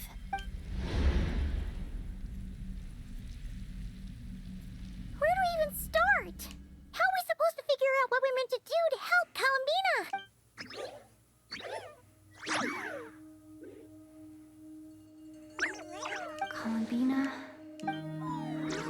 If she really got to the beginning of time in there, how do you think she'd leave us a message?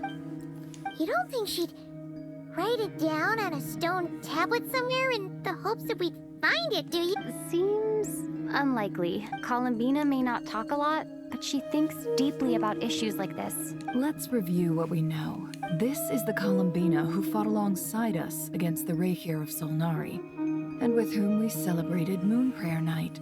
She knows our personalities, our ways of doing things, even our unique strengths and abilities. So, if she wanted to tell us something from a long, long time ago, what would she do? Oh. Oh. Are you thinking what I'm thinking? Traveler, you once said that those golden ripples also appeared when Luanatar was born. What if Columbina left Luanatar here, not just as an anchor to the real world, Yes, I got it. but for some other purpose? If she is part of Columbina, and Columbina knows that I can see past events through her. Oh, yeah. Nefer, wait. Oh, I If didn't... you're right about this, and you can really see past... Oh, I know. Looking at Rerir's past and it'll surely blind me. But it's our only chance. Boss. We spoke about this once, a long time ago. But... What's wrong? I'd be overjoyed if I were you.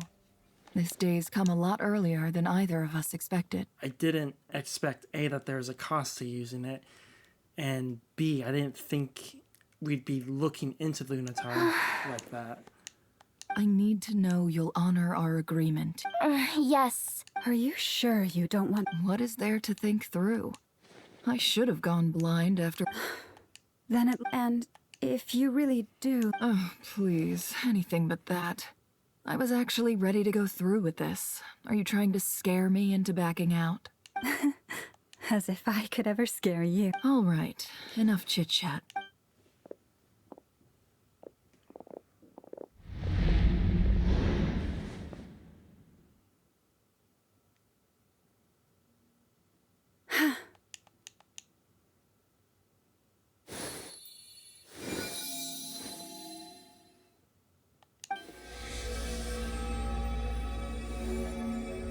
done.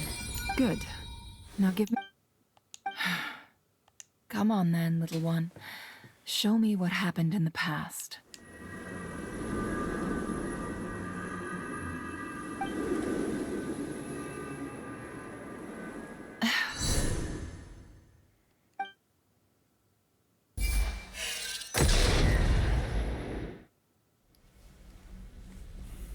Between the Trilunar Authority, Kuvaki, and the soul-surviving moon, the Frost Moon, I think I might know how to get back. Time to go talk it over.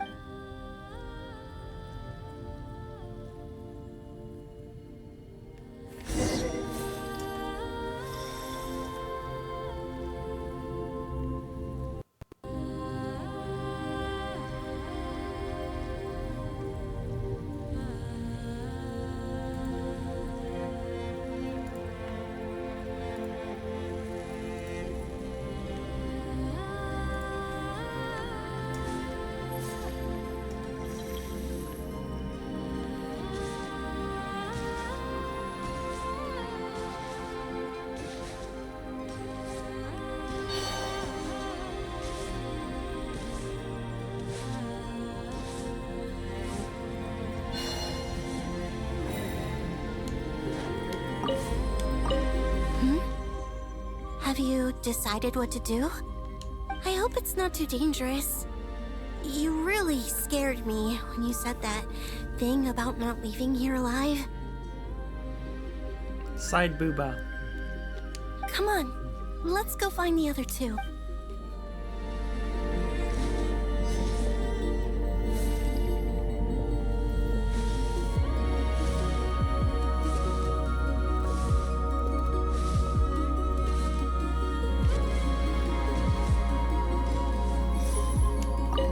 Seems you have reached a decision. I'm all ears. What do you propose?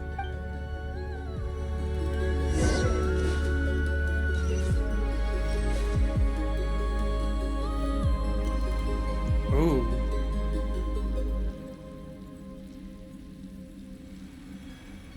Have you figured it out, Columbina?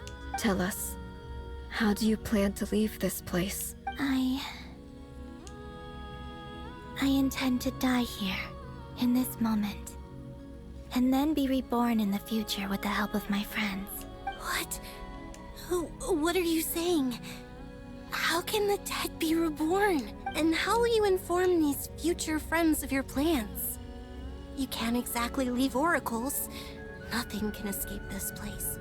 Not a single ray of moonlight. And even if you found a way, what if they never find them? No. That won't happen. Come again? They will find my message. I'm sure of it. I'm not following. How exactly will you achieve this? It's quite simple. First, I will leave my soul here.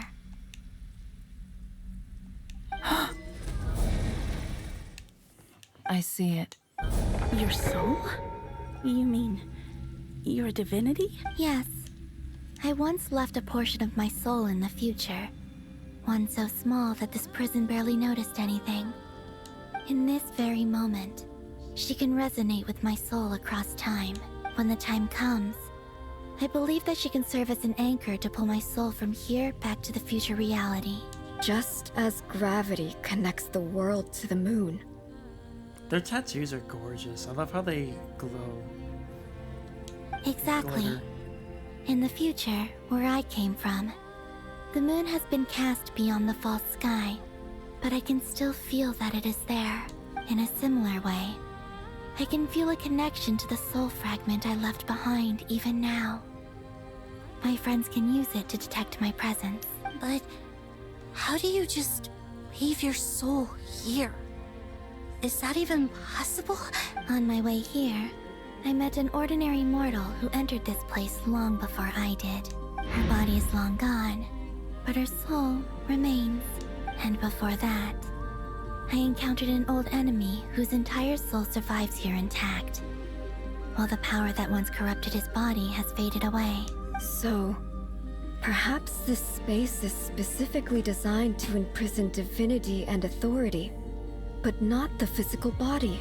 Right. Still, even if your body can escape, would it not just be a lifeless husk without the soul inside? Wait, is that what you meant when you said you wouldn't leave alive? Yes. I shall turn my body into moonlight and pour it over Nod Krai. That power shall protect the land and quietly blend into it, awaiting my soul's return in the future. Oh, that's why Kuvaki came into existence, and that's how she was able to draw the power to shield Hissy Island. That's why, when she called for it, the power came to her. She didn't understand why, but that's because it was her power all along. However, I cannot do this on my strength alone. I would need your help to do this. So I'm humbly asking for your assistance. Oh, dear sister, you need not be so formal. As I said before, we are but remnants of a bygone age. You, on the other hand, were born alone in that distant future, and you have walked a long and lonesome road since then. How could I bear to let your story end here in this dungeon? Don't forget, we are your sisters, your family. Arya's right. Actually, I've always wanted a little sister. Can you imagine how it's been for me? Getting nagged by 2 older sisters all the time. Now, I finally get to be the big sis. And not just that, but I get to help you return to your world, too. Sonnet. Kennen? I'm sorry. I know this is a bold request. The Frost Moon is rightfully yours, and it remains intact. Oh, no, please, don't misunderstand me, Columbina. I was just thinking back on the years that the 3 of us once spent together. You cannot imagine how happy I am to hear of the future world you describe. The Frost Moon Scions, your lovely, kindly friends. For the 3 of us, whose purpose in life was to maintain the peace in Teyvat, it is a great relief to know that the people of this world live in such an abundant future. If your plan can save them, and save Nod Krai, I will gladly give you all that I can. Besides, the 3 of us have been together since the day we were born. I could never abandon them to live on alone without them. Cannon. The Torre.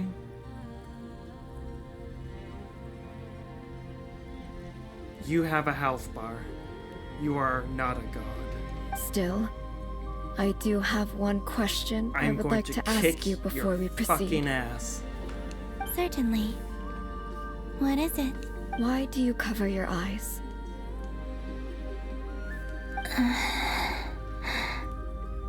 Yeah, I was curious about that too. But it seemed personal, so I didn't want to intrude. There was a time when I refused to look upon the world. I believed it was full of nothing but lies and falsehoods. I wished to hide my feelings, seal my heart, until I could return to my true home. I see. Perhaps that decision saved you from ever having to see the false sky again. Promise me this, Columbina. When you return to the future, open your eyes, take a look at the world around you, and see your friends. I'm sure that you know this already, given that you long to return. But that is your true home.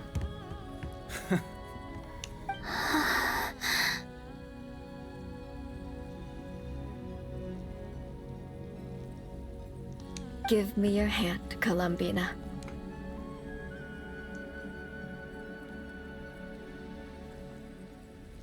Arya, Sonnet, you too. Okay. All right.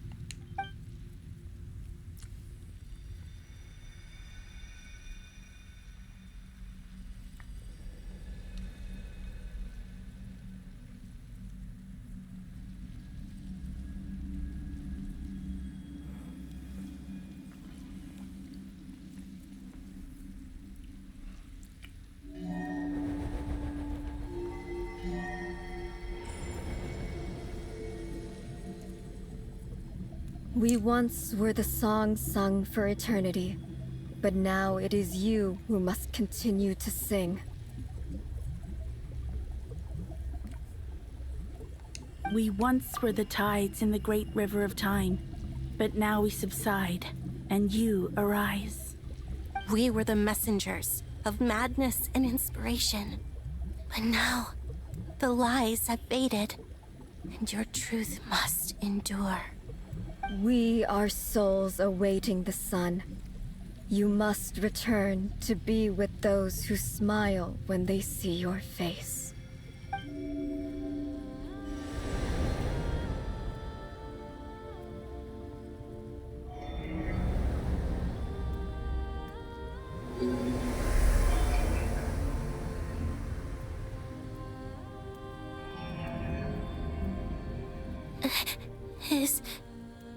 Is it done?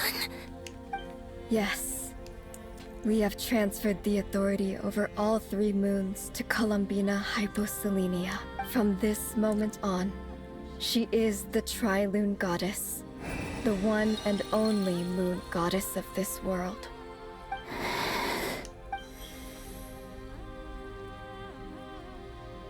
Thank you. Thank you, my sisters. Now go, and do what you believe is right, Columbina Hyposelenia. Be aware that we cannot grant you the power of the 3 moons beyond these prison walls. The conflict that arose over their remains following our disappearance will still take place. I understand. Sisters! Oh, my body. It feels... Now that we have given up our power and authority, our bodies are merely mortal shells.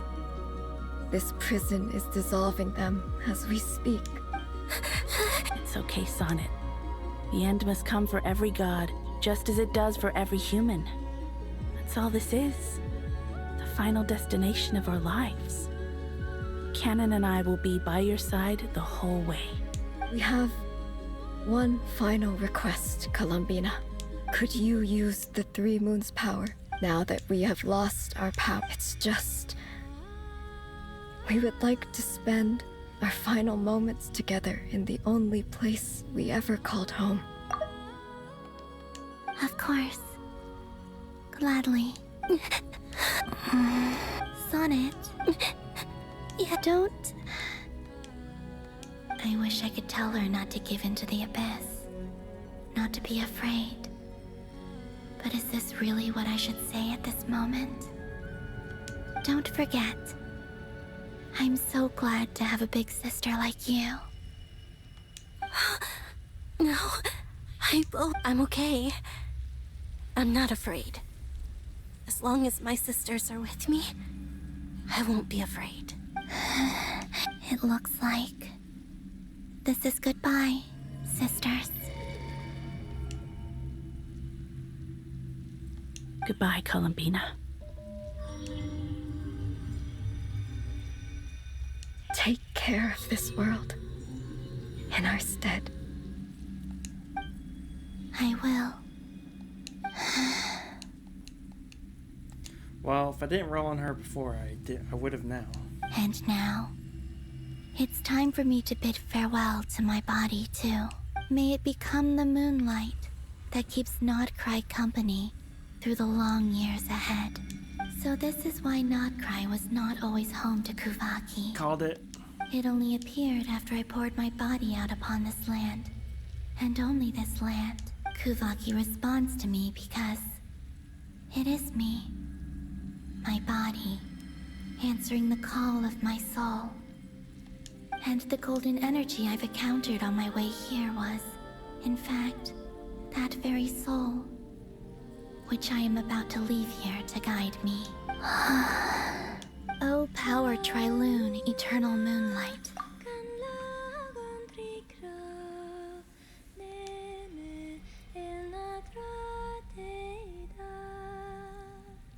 I, Columbina Hyposelenia, lay aside my body. Let it be cast into the dark night to illuminate the future.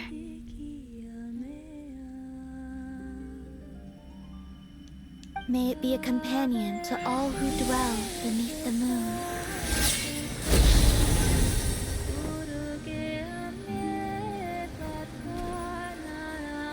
Until the time comes for me to return home.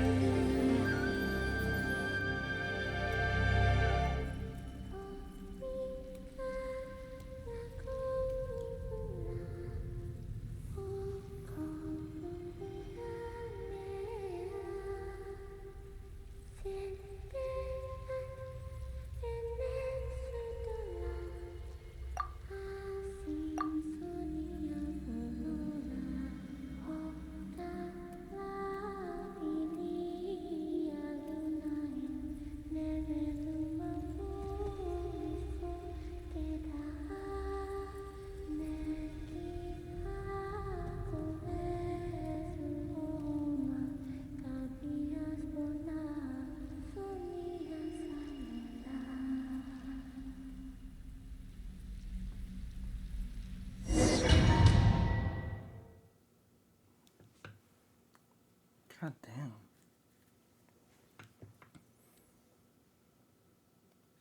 Boss! That was crazy! Were we even allowed to see that? Is anyone? Can you still see? How many fingers am I holding up? I see 2 fingers, and a look of sheer terror on your face. Truly astounding, Miss Nefer. Your eyes have glimpsed the very ends of the world, and yet they remain as sharp as ever. The flattery again. Or is the credit for this miracle due to Miss Lauma?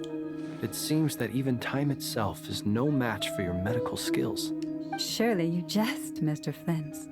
I suspect we have Columbina to thank.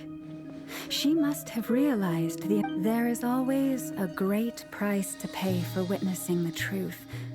But it seems that this time, Columbina has shouldered that burden on our behalf. She chose the perfect method of getting a message to us. Though her eyes were always shut, she was clearly so perceptive. She knows us well. She knew exactly how we would think and what we would try. Despite being separated by time and space, we're seeing the same possibilities and seizing the same opportunities. We still don't even know if she's okay right now. But as long as there's a chance we can do something, we'll fight to make it happen. We'll get you back somehow, Columbina. At least we know. I really wish I had stayed on that cutscene though, and let the music play out. Well, based on the information we now have, let's figure out our next moves. Thanks to these gentlemen, we have a much clearer picture of the situation with Dottore. The civilian population has been moved to safety, so we no longer need to hold back. Miss Androne, how are the calculations going? So far, so good. I'll keep seeing how far I can push the system, though. Can't have Hatman being powered down for nothing. There's still a long road ahead. Where should we begin? Everyone exchanges looks and starts discussing a plan of attack. The battle ahead is filled with unknowns. No one can say how strong Dottore's grasp of the Three Moons' power is. But you're not about to admit defeat. Everyone is united in noticing that no single person can accomplish the task ahead alone. The only chance of victory relies on everyone working together, and just maybe as a team you can reach the moon and bring your long lost friend safely back home. Our plan is clear. Time is short, so let's get moving. There's just never enough time, is there? Time is the bane of my existence. Ugh. Anyway, I'm gonna get back to work. All right, we'll do our part too. Yeah.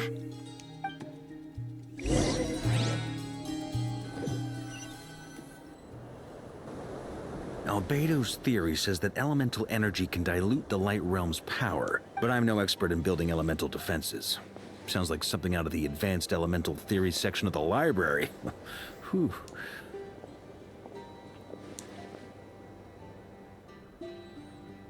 You seem quite troubled. Oh my gosh, she's so gorgeous. Well, yeah. I mean, who doesn't get a little flustered when they're completely out of their depth? You were the very picture of confidence back when you approached the Hexen Circle. Yeah, I could have been faking it through that whole meeting for all you know. Who's to say I'm not just a ball of nerves in a charming and gregarious package? Oh gosh, really? I'm so sorry, I had no idea. Well, you're all the braver for it. Still, I was much more in my comfort zone than I am here. At least in Mondstadt, you can cry for help from a cliff top and actually stand a chance of summoning Barbados himself. Things have never looked bleaker than they do now. If we don't pull this off, Tevat's doomed, isn't it? Oh, you think so? Actually, yes. Yes, it probably is. It's a shame. Don't put too much pressure on yourself. Tevat has faced annihilation many times in the past, but it also gave us you, didn't it? People mad at Varka for being a lore skipper, and people who love Nicole have to unite. Hey, don't give me that. It's not like I'm anyone special. I disagree.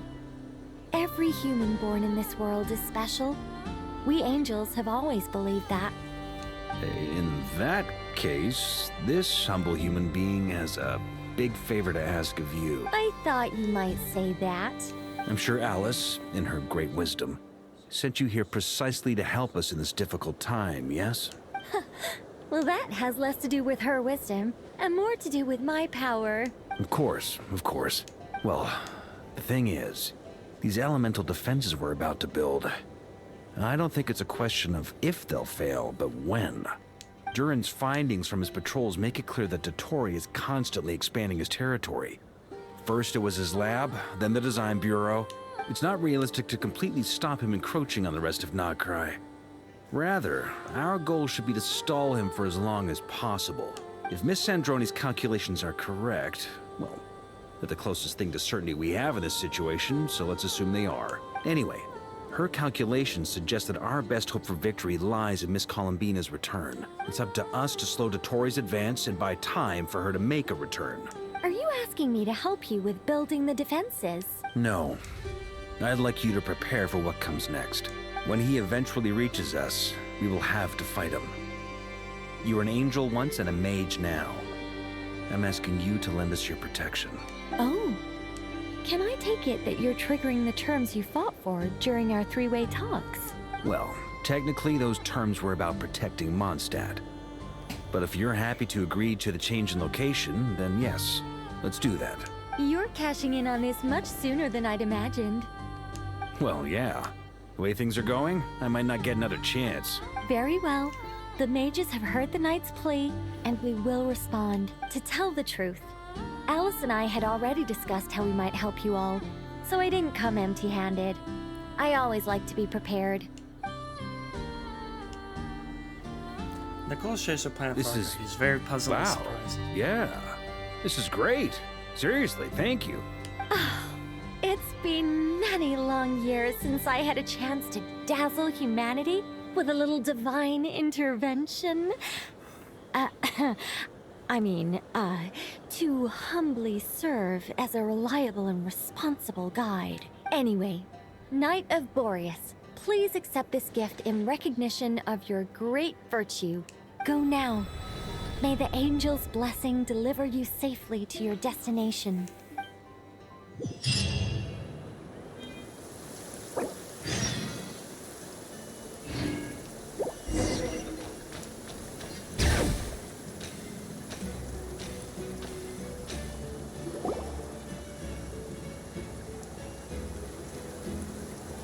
You're here. Sandroni! How are things going? Glad you asked. You two are about to become the first people to lay eyes upon my masterpiece. Or should that be the first person and the first, Spectre. Spectre. Really? Hey! Whatever. Come, feast your eyes on this. Wow! We've never seen something like this before. This meter displays the progress of my formula. Currently, it's still making the most important connection. Once it's finished running, I'll deliver it right to your side. And then, we can finally bring Columbina back. What do you mean, deliver it? Can't you just tell us over the Dodo communication device? It'll just be some numbers, right? Nope. You're such a greenhorn. This isn't the kind of formula you solve in math class. It's a highly complex algorithm capable of constructing a framework of rules. Whatever. We'll be here all day if I start trying to explain it. All you need to know is the formula must be completed before we can bring Columbina. Gotcha. Got it. I'll share the data with you. Nicole's agreed to let me use her information channel, so we just need to use the Dodo communication device like so. And there. Now you can check in on my progress. Wow! Look at that! You're amazing, Sandrone. About time you recognized my genius. Took you long enough. Anyway, that's all from me. That might sound harsh to you, but close supervision is a common practice in the Fatui. I'm kinda stuck here while the formula's running, so I need you.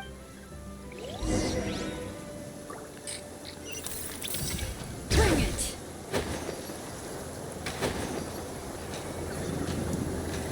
Yeah! Skyward! Thankfully, Miss Nicole has come to our aid. Nasha Town is now looking very well defended. Golden Flame. Yes, that's Nicole's power, all right. Based on the latest message from Grandmaster Varka. It sounds like they've reached an agreement. The situation should be more stable with her assistance.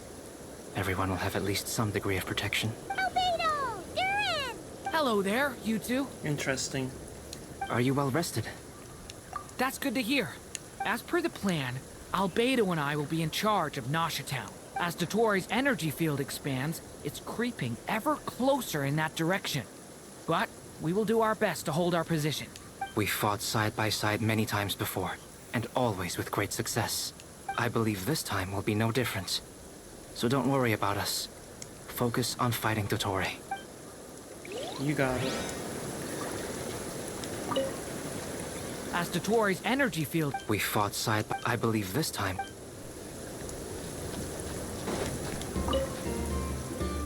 Traveler, Paimon, a pleasure to see you both. Friends! How's everything coming along? Fairly well, if I do say so myself.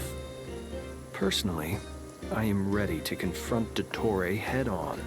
Ooh. You sound much more serious than usual.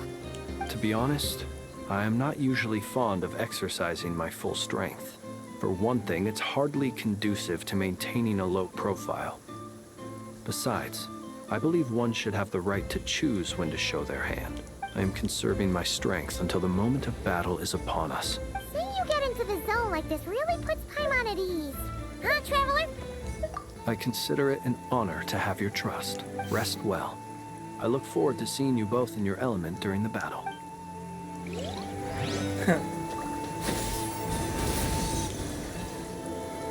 Yes, Miss Moonchanter? What are you staring at?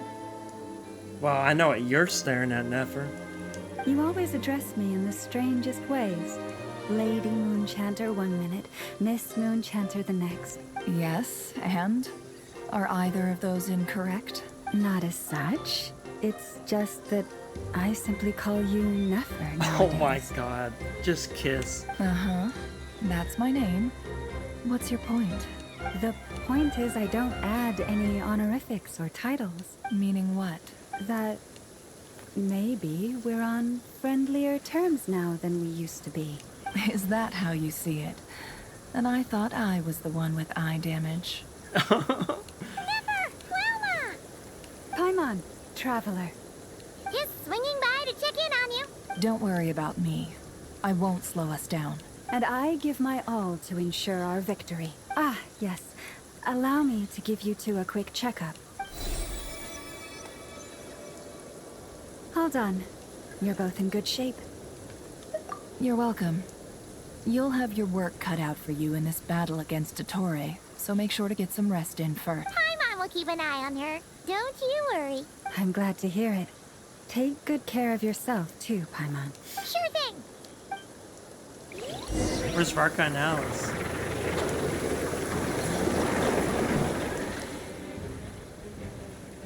Oh. Here they come. As we expect. Get ready, everyone. Take your positions and prepare to engage. Let's begin. I'm at the ready.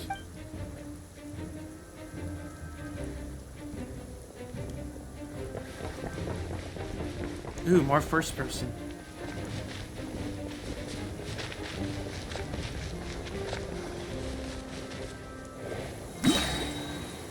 Waste of time. Your skull!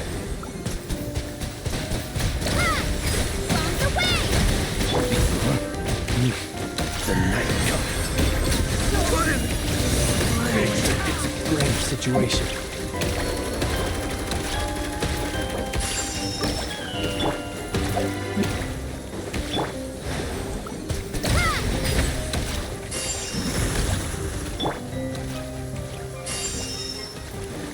Observe. Close your eyes. To dust. Be silent. Did it take too long? Fine. Got a present with your name on it! Observe.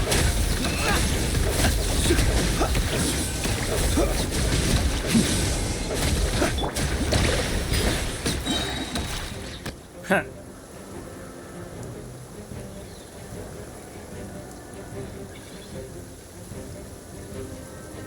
She better call her llama by the end. Fix your skull! It all adds up. Oh, and it's rain. Protect us by the craftsman of old.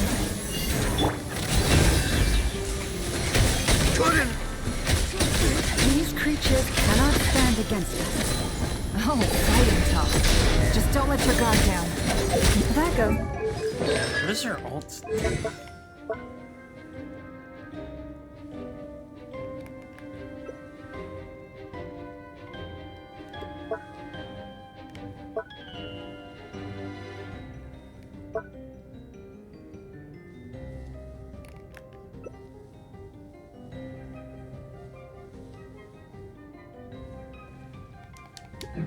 Without saying, I'm hardly the risk taker in this case. Excuse me?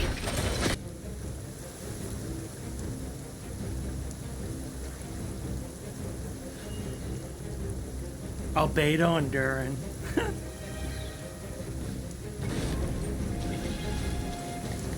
Burst forth. Witness my great undertaking. The story has only just begun.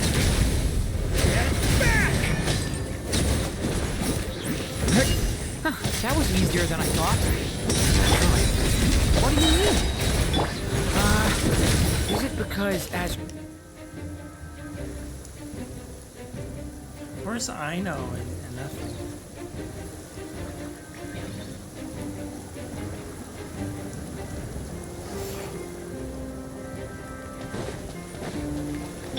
You poor lost land for the everlasting. Can I disprove? Close your eyes. Nightfall. People have always used fire to drive away wild beasts. Wouldn't a lantern work just as well? You read my mind, my dear friend. I was just about to say that. All right then, dear friend. Bring the light.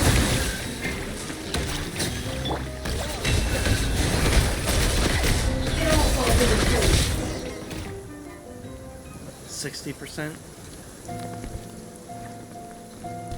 Oh god. You're looking well. I trust you've had a good couple of days. Dottore. It's actually a good thing, in my view. If the subjects of my experiment were to die prematurely, it would throw quite a wrench in the works. And so, I must thank you all for your resilience. We are no longer on the same level, but you are nonetheless worthy of my respect. A creator god should be merciful and gracious after all. When I kill you, it's gonna be the greatest experience of my life. And in any case, it is only right that before I end your lives, the world is informed of the arrival of their new god.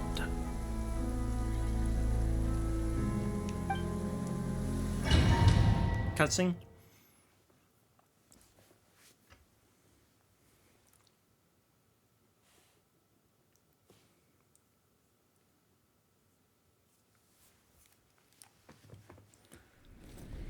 Oh yeah.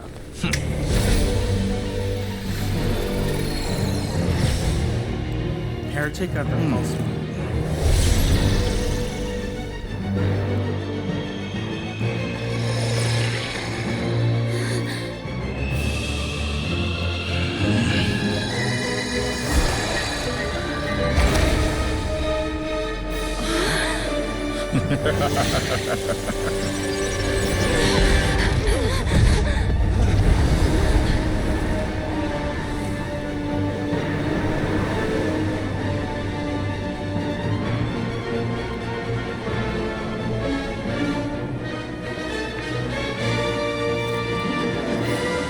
The experiment begins.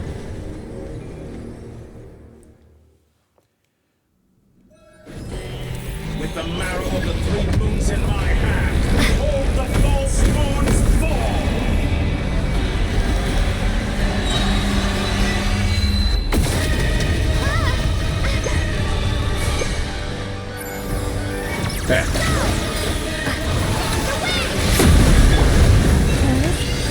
Outdone! Close your eyes. Be silent. Fear the dark. You cannot face me! Unravel. Found!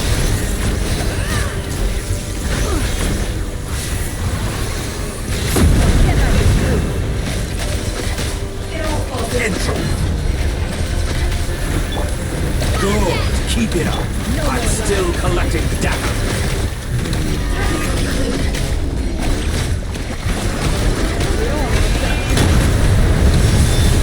Pathetic! Close your eyes. Excellent! You barely met... like an ant in my palm! I've been moved inside another space, and it's sealed off. Looking at the structure, it seems like the Tory intends to trap us here. There's no exit. Our endurance is about to be put to the test.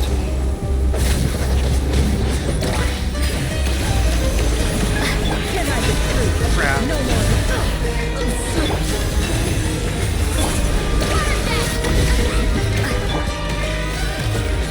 Outdone!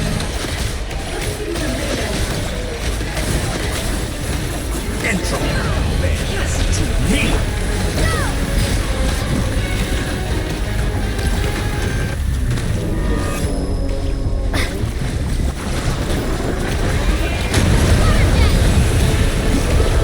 Be shackled! Found! Did you honestly think that would hit me?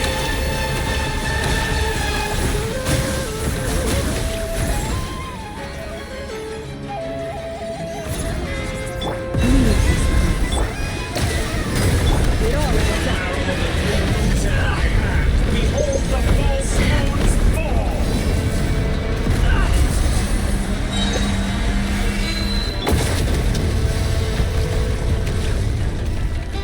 Tell me, where will you try scurrying off to next? Oh, he took my shot. Looks like Dottore has opted for a divide and conquer strategy. But we will not allow him to triumph. Now, I shall pray for our victory. He's reversing my controls. Intro.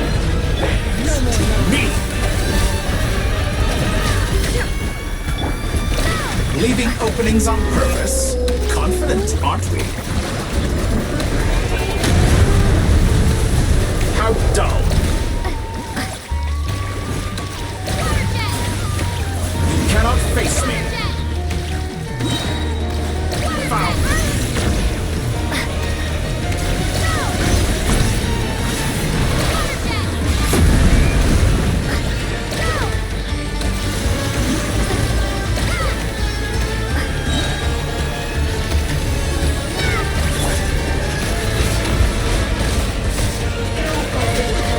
Pathetic.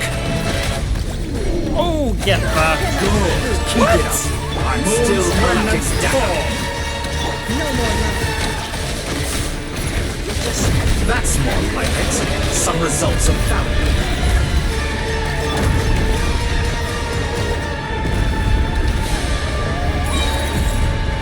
Be annihilated.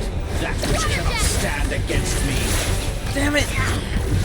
What's this supposed to be? A knockoff version of the space Columbina got trapped in? There is no way out. We'll see about that, Dottore.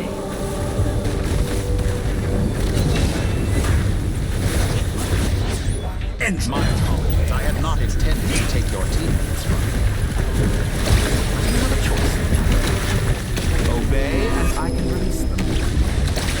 An excellent deal, you ask me. Won't you consider pathetic? An excellent deal, don't you think? Pathetic.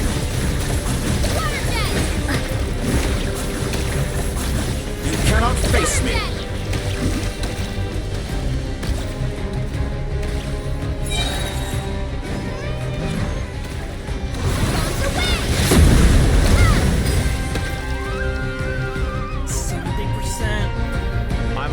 Been working on some little tricks to surprise me with, but it appears that none of them have come to fruition. My guess would be that you're trying to bring Columbina back. But then, where is Sandrone? Or are you trying to buy time for her? I always found their friendship to be a curious phenomenon.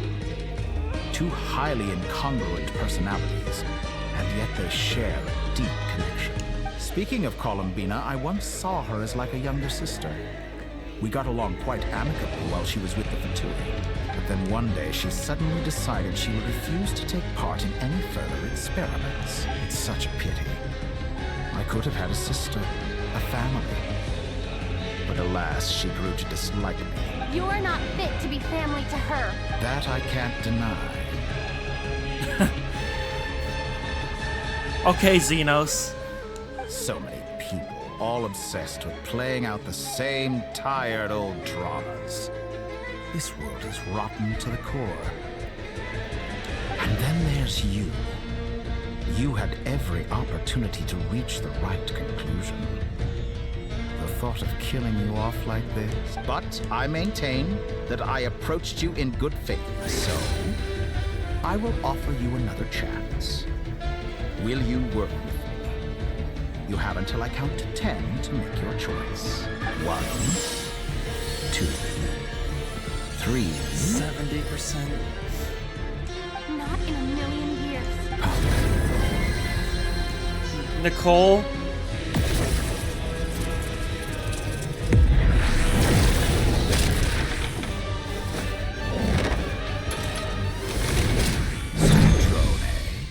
What a pleasant surprise. I didn't think you'd join us all the way up here. You're as sick and twisted as ever.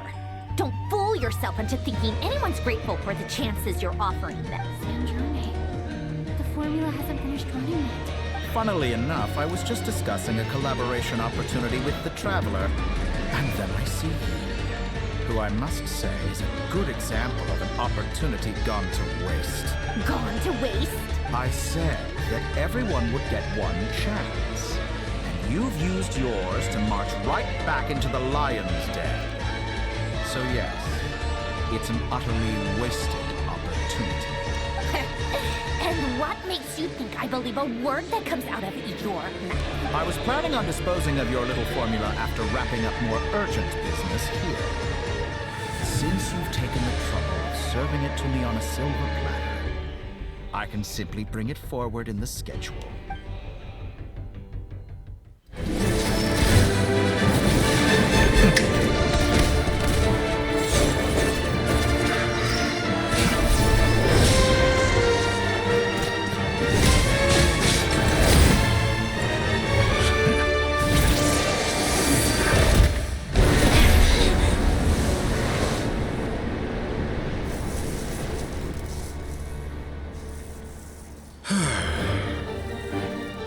Is this your life's work? This piece of trash?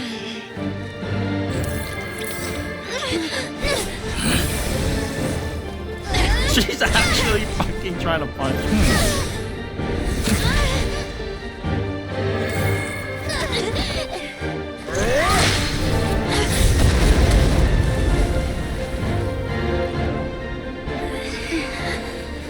Your formula runs too slowly, Sandrone. You put your hope for success on others instead of fighting dirty. That is why you have failed. Now, whom should I slay first? These people. Any volunteers? No one? Never choose to do. How nice of you to leave the decision to me.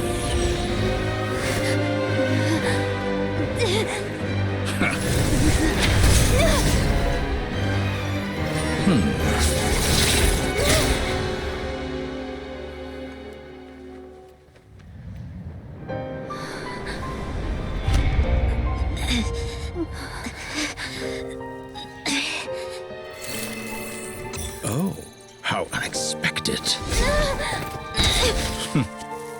Sandrone, any last words for me, comrade?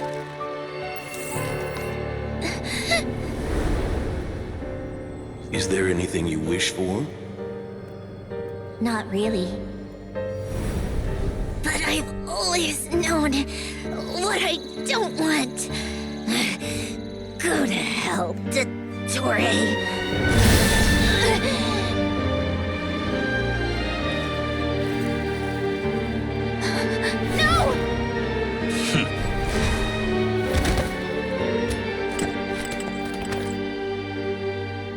And now, you have failed.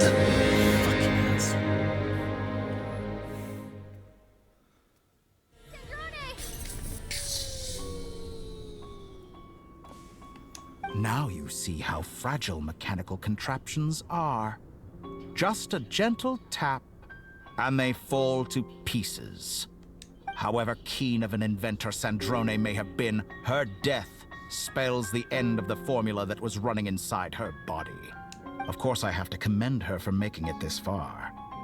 As her colleague, I have to admire her stubborn tenacity.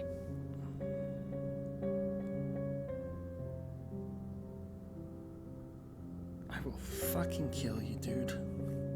Now, it is time for you to take your place by my side. My count was interrupted. By now, I'm sure you have gained a greater appreciation for the power and authority I wield. What is stopping you from embracing a new world of endless possibilities? Not in the mood to talk? As you wish. You seem less talkative than usual today. I'll change the topic to something more apropos. Sandrone was always like this, never trusting anyone. Always so reluctant to share her research with them. Objectively speaking, she had her strengths. It is remarkable how she extracted and even optimized the world formula from so much data. But her inability to trust was her undoing. Had she allowed someone else to monitor or run the formula for her, you might still have a chance at victory even now. But regrettably, she was a stubborn fool. As much as it pains me, she had to go. The craziest thing is that he is 100% sincere. He means every word he says. Dottore. Maybe this is news to you, but people can change. Columbina surprised you when she escaped, and I think Sandrone would surprise you too. Change? You can twist the truth however you want, but I see it clear as day. You're the one who can't trust other people. Is that how you see me? By this point, what can you hope to do about it?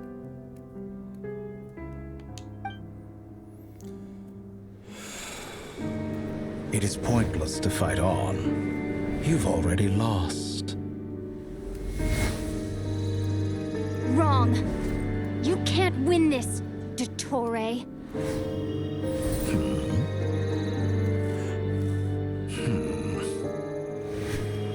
Wait a second. What?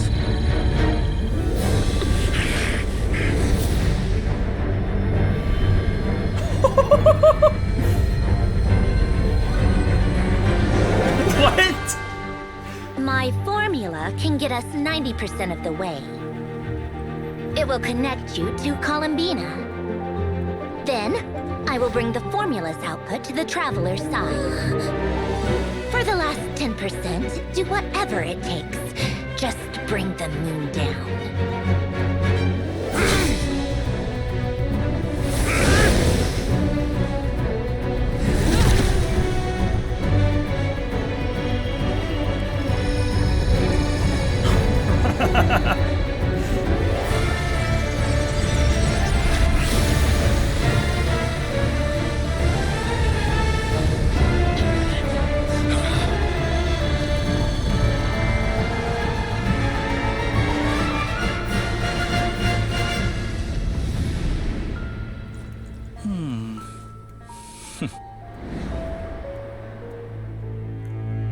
The Lunatar.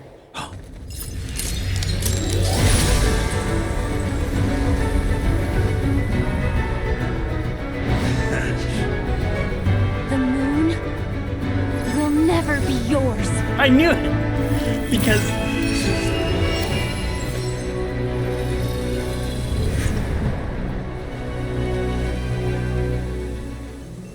I turn my body into moonlight and pour it over Nod Krai. When Polonia got knocked out, there was something My really soul, underneath his I body. leave here to inform my future friends. Lastly, I will hide the Trilune Authority within the Frost Moon. And when my body, soul, and authority are reunited, finally...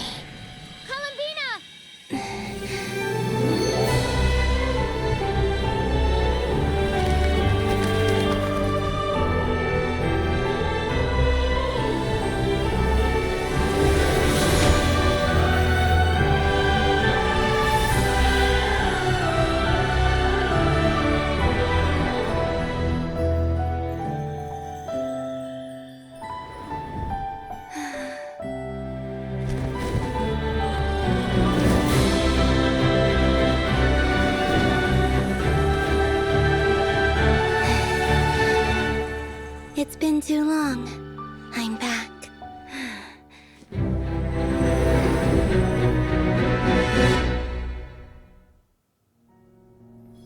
Stay focused on the battle, Traveler. What a touching reunion. Though I personally find myself repulsed by the sight of weaklings huddled together for war. Now, quite finished patting yourselves on the back. Show me how long before you drown. Watch out, Columbina! He can manipulate space itself! I know. Wait for the right moment. We'll strike together.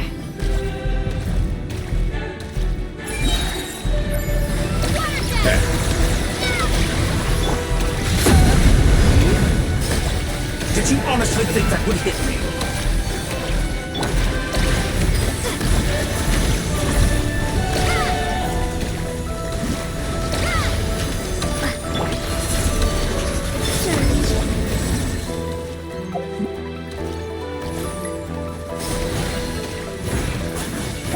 Moons.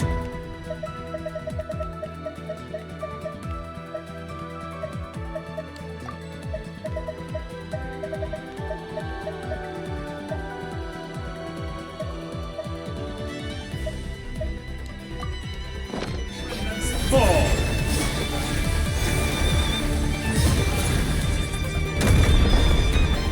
How dumb.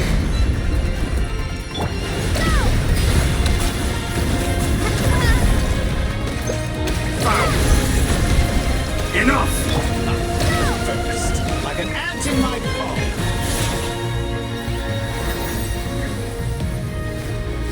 Let's go.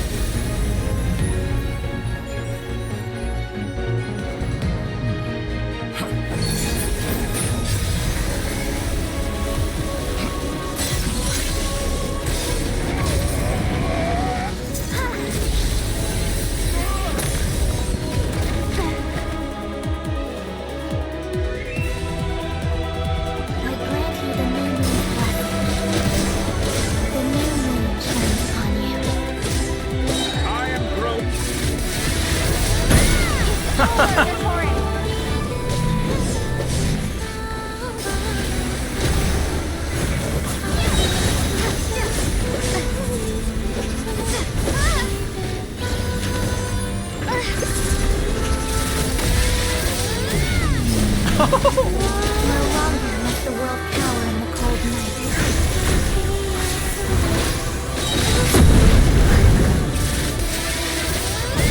Our future is not yours to command! The moonlight dispelled the darkness.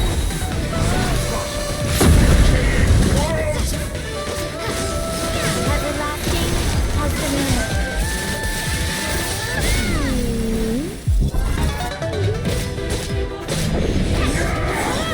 So close. I was so close to the new... Willfully blind. How can you be so satisfied with your fate?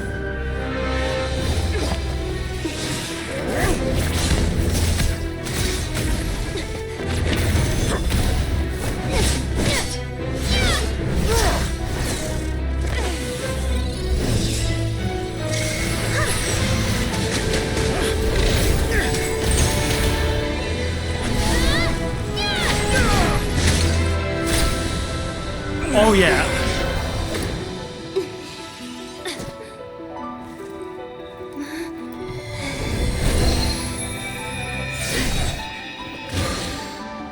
Time, space, This battle was never about fate. life, death. It's about friends, family, and the home you stole from them. So dull. Only the weak rely on each other for comfort. Once I transcend fate, you will be nothing but fodder for my grand experiment! That will never happen.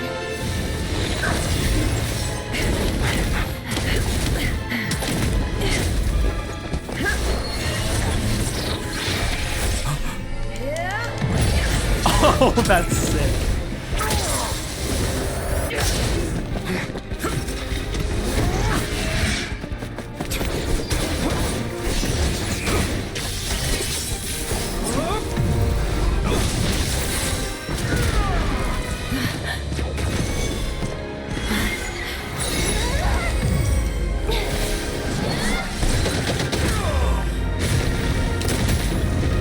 Geo!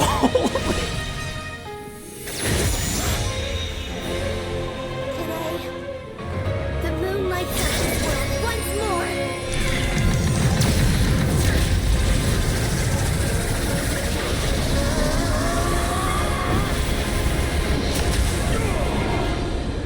This loathsome world.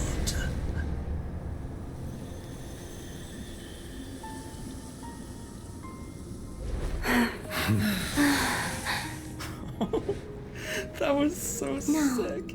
This world is our home.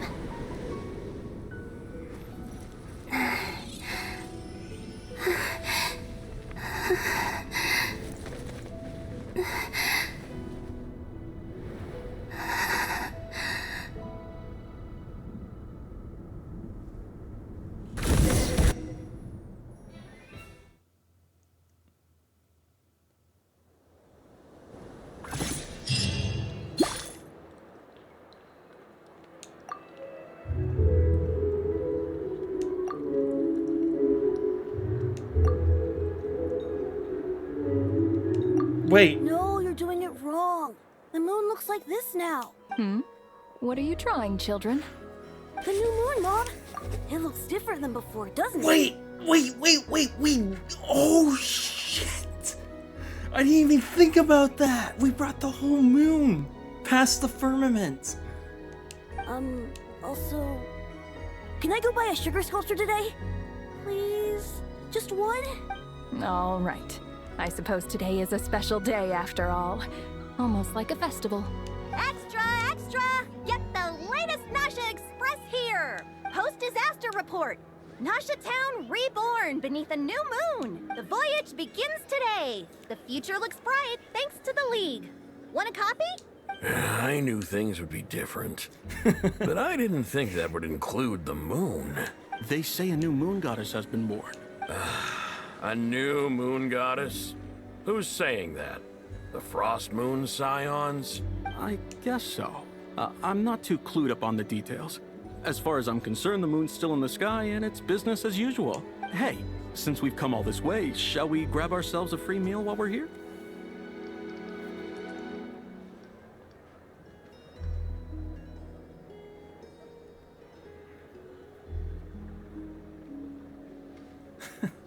Are you a convert now?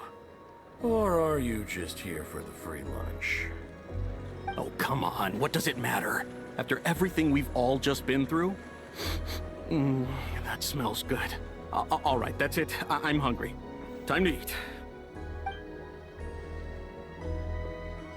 Come on! We gotta get there early, or there won't be any good spots left! Shh, keep it down. This is a residential area. What if people are still sleeping?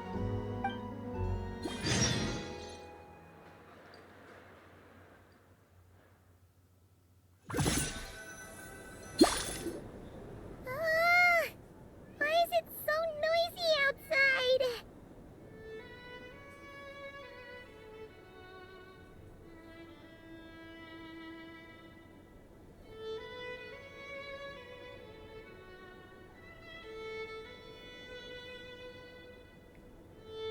I don't even.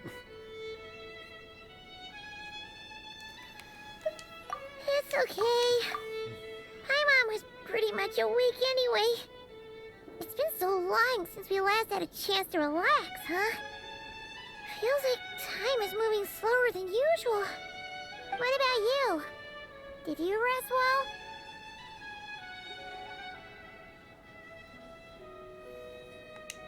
Still winding down from everything that's happened? Or are you wondering how our friends are doing? Or is it about what Dotori said to you?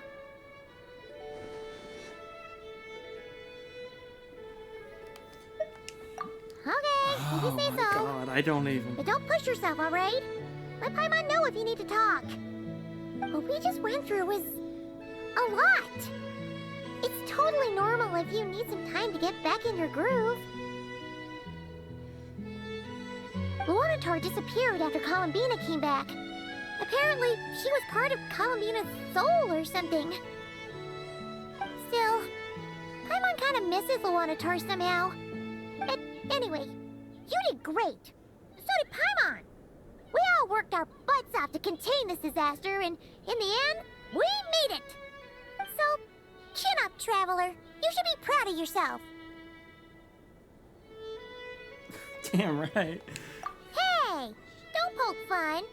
You should be glad that Paimon's growing as a person.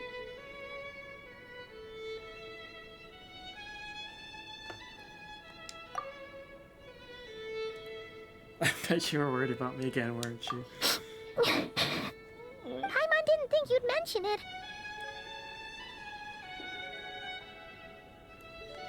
You have no idea how anxious Paimon was. She was worried sick about you.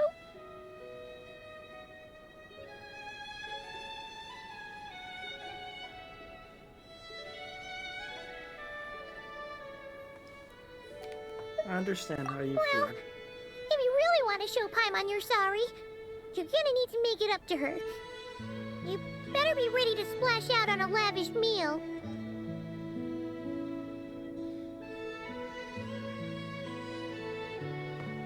Anything for you, my treat.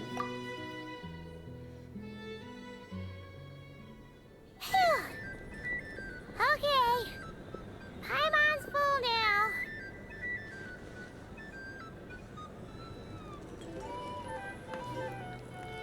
Huh? Oh, hey there, Paimon, Traveler and food, Paimon. food. Good morning. Morning, Yehuda. Here for some breakfast? Oh, I've already eaten. Just need some water. I was mostly worried you might forget what day it was today. So, I came over to remind you. Careful there, Paimon.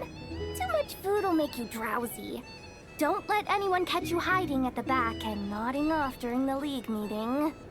You should probably be saying that to Aino. She's the baby of the group, if anyone. True.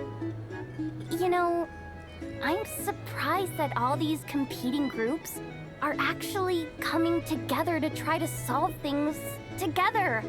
Definitely a first for Nod Krai. Well, nothing like a region-wide calamity to bring people together.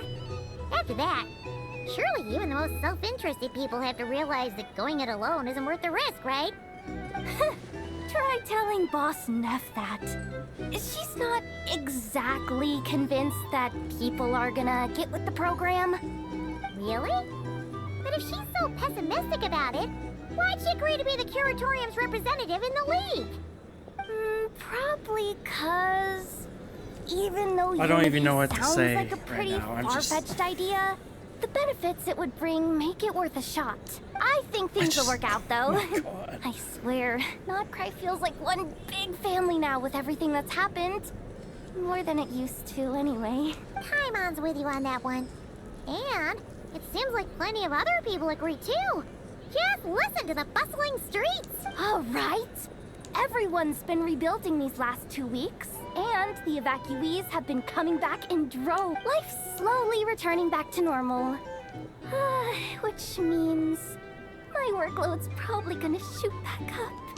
Were you about to head out? There's still some time before the ceremony begins, you know.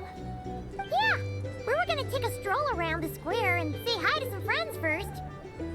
Sounds good. See you later then.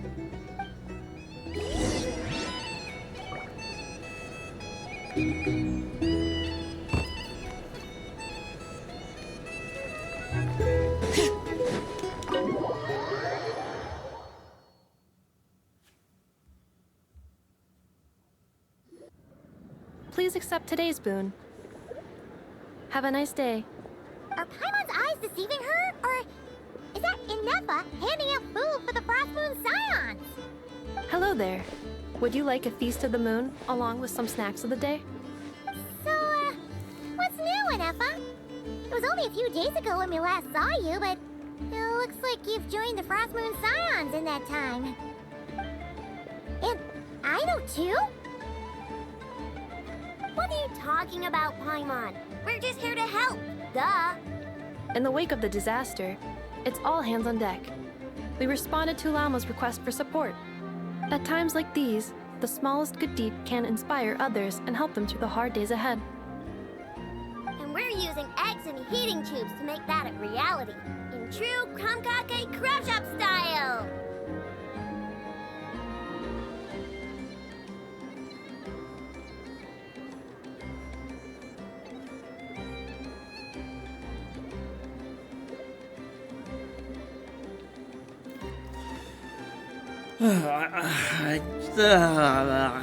Sorry, I'm typing to people.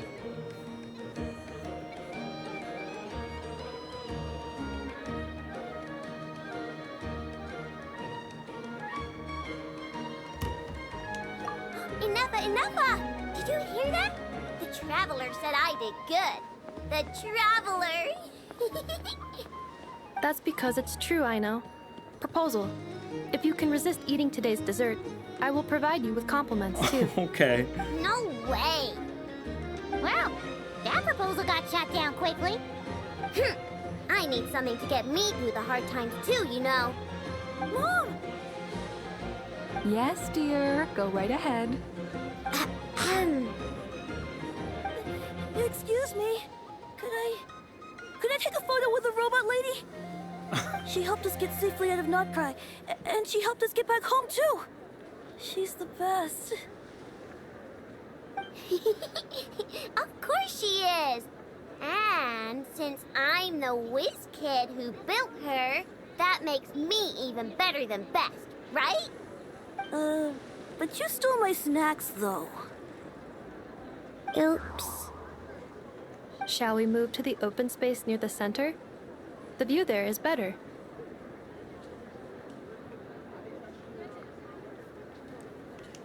Thank you!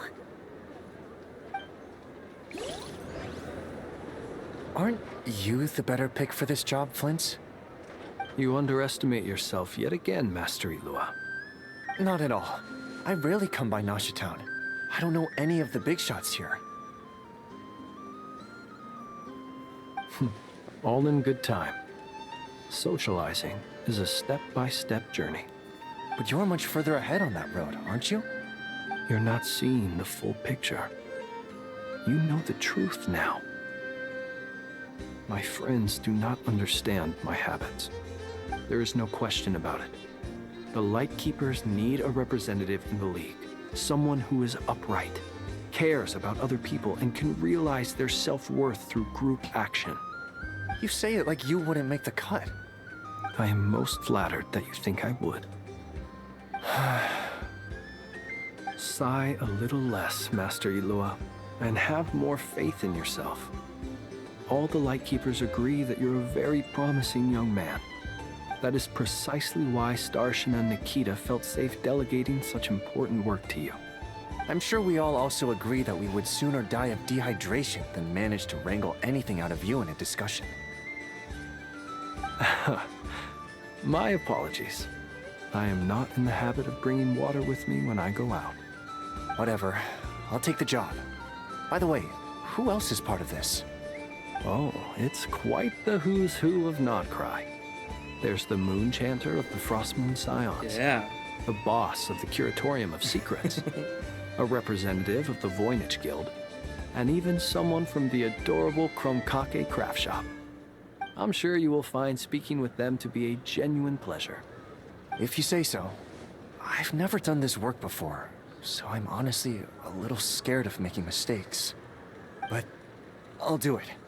Not only is it our duty as Lightkeepers, but because I want to make Nod Krai a more welcoming place. An admirable attitude to take. The beacons are lit, Ilua. We're but one step away from breaking through the blizzard. We have the chance to band together and build our shared homeland into an Elysium. This is unprecedented for Nod Krai. An opportunity not to be missed. Yeah. You're right. I'll do my best. Wait, what?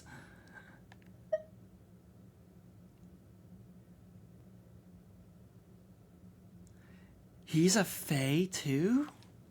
Quite a few familiar faces have arrived. Let's go, shall we?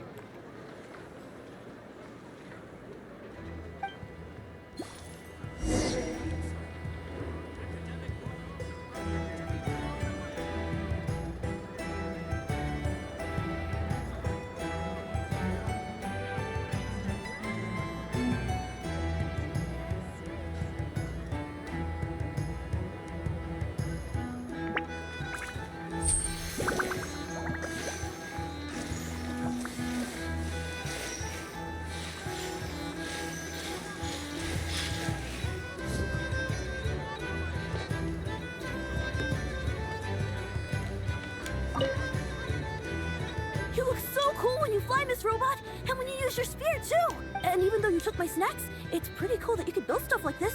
You've got so many inventions. It's amazing. Also, Micah, we need to go now. 1 second. Please take this Feast of the Moon, as well as some snacks. Share them with your mother and your lovely family.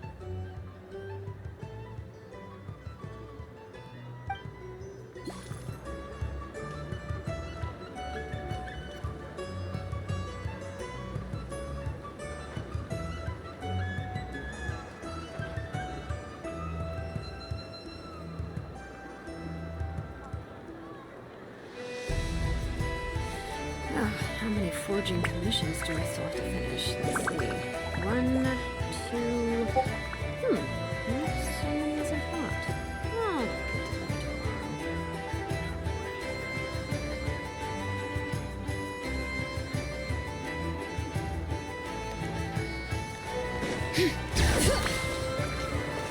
Oh, Oh my god.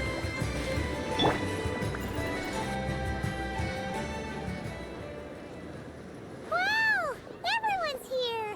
You seem well rested. I know no one's asked, but I'm sure you all want to know, so let me just say, we're doing great. Thanks.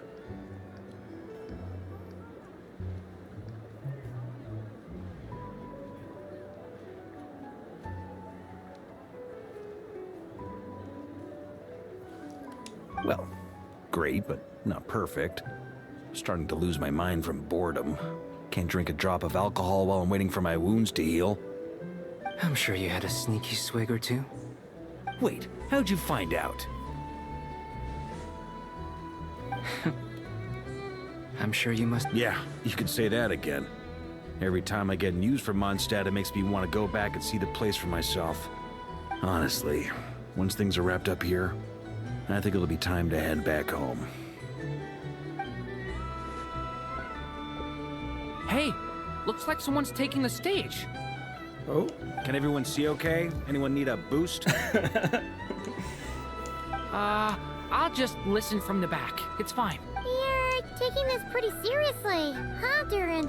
Well, it's not every day that I get the chance to see how people speak in official settings. Soak it up like a sponge. I'll make sure you get a chance to practice for yourself later down the line.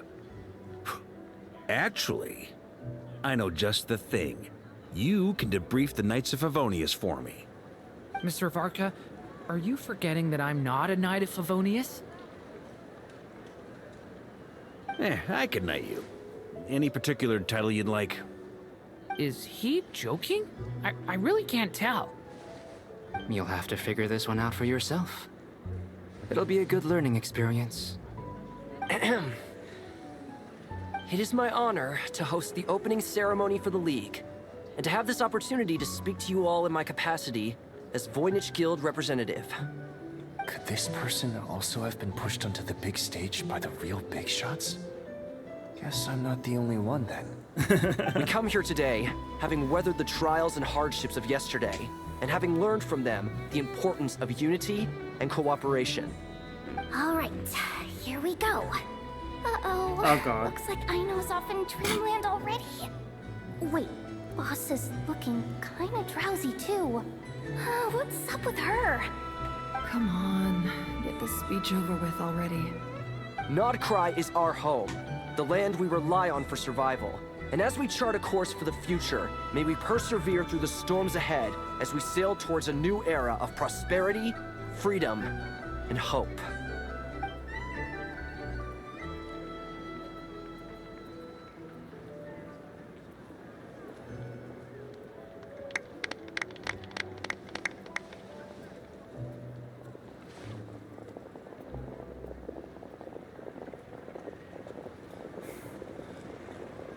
I wonder how Hot Mobiles got playing this thing. No wonder Looks they like limited we'll the number of have people. more opportunities to travel in the future. I'm sure you'll cope, Lady Moonchanter, given how fleet of foot you are. Lady Moonchanter. Unfortunately, I suspect I'll be too busy at the Curatorium to act as your host. We have a busy schedule, not to mention an international network of contacts to manage. It'll be all right. I'll just check your schedule with Yehoda well in advance. And if she's not available, I can simply ask Ashru. You... So giving my employees extra Not workload the isn't cat. enough for you? You're really going to drag my cat into this too? Two lesbians fight over a cat. I thought you'd approve. Aren't you forever increasing your employees' workloads? That's a bold statement. Are all the Frost Moon Scions feeling more audacious now that your moon goddess has returned? Columbina's return has brought joy to all who care about her. That includes both you and me. As for the Frost Moon Scions, we are learning how to thrive independently, without relying on the moon goddess.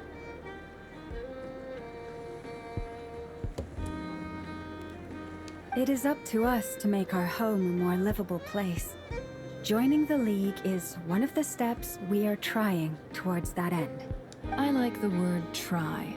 It's nice and non-committal. You can opt out at any time and still say you tried. You don't see a bright future for the Frost Moon Scions? Or did you mean the League? I'm just not as optimistic as you.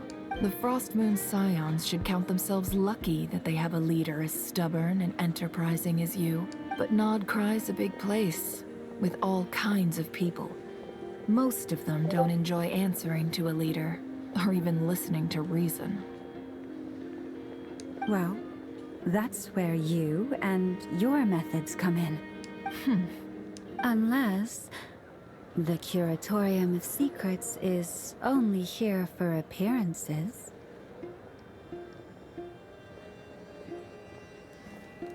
For now, yes. And that won't change until this venture becomes worth my while. What would make it worth your while? Getting out more than I put in. Right now, I'd barely break even, but I'll grant that it's a good start for Nod Krai. Then maybe it's worth a try. All right, you can stop now. Or do I have to join the Frost Moon Scions before you'll get off my back? You'd be very welcome to join us. Hey, you two! Congrats on all your hard work! What are you chatting about? Nefer was trying to dissuade me from adding to her employees' workload. Also, she's considering joining the Frost Moon Scions. Sorry, what? Your conversations are always the most interesting. Would you two care to join me for some tea before heading to your next destination? Yeah.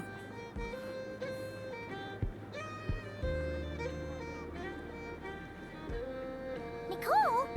Wait, where are you? Aren't you gonna show up today? Dodoko. Sadly not. I'm otherwise occupied right now. I'm sorry, Paimon. I can hear how disappointed you are. If it's any consolation, let me say that how things appear on the surface is a far cry from what they are at their core.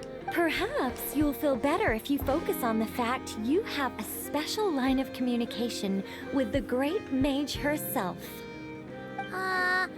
Okay? Has something happened?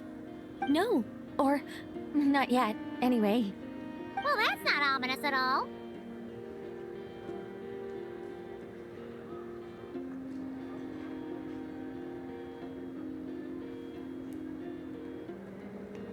Not for the time being. Just think of this as a general check-in to make sure this communication system is still running smoothly. Besides, it's good to chat once in a while if we want to maintain our friendship. You could have just said so. Haven't got all worked up for nothing.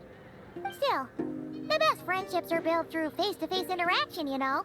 It's never gonna stop being weird having tea with you when you're not there and just talking to thin air. All right, fair point. I'll bear that in mind for next time. Yeah. Oh, is this Any my update update on that I crisis get? at the world's borders? Alice just informed me that they had their work cut out for them. And now everyone's thoroughly exhausted. But they did finally get things back under control. Still, we can't let our guard down yet. The disruption caused by this disaster has made Tevat easier to detect from the outside universe. She plans to wait for things to stabilize, then reschedule her Mondstadt vacation plans. As for me, I agree with Hat Guy's perspective. This is a time when many new variables are emerging, and the situation is changing constantly. Plus, most of this change is for the worse. We have to remain vigilant and ensure that the embers of chaos are not rekindled. I did notice that the energy in Nod Krai changed somewhat after the War of Funerary Flame. But since it was still aligned with the Light Realm, I never gave it a second thought. It looks like I'll have to examine the connections between phenomena I observe more closely in the future. Just doing my duty. It's more or less second nature by now. Of course. To give you the full picture, I'd have to start with the substance from which angels were formed. Never mind. Paimon's right. Showing off my knowledge would be much more satisfying in person. By the way, you did receive the gifts from the Hexen Circle, yes? I'm not trying to claim credit or anything, but my pride demands that I at least mention it. They're quite similar to the protective talisman that Alice gave Dory, but with some very special enhancements. Oh, so that's what kept our friends safe when the Tory trapped them. Indeed. We went to great lengths to make sure they were invisible to his eyes. I'm so happy they came in handy. Still, not fishing for gratitude, by the way. I just want you to be aware that sometimes your friends may be protecting you in ways you cannot Nicole. perceive. Anyway, I'll contact you if anything else. Oh, my angelic instincts. They say you should head to the docks next. Your friends are about to board their ship home.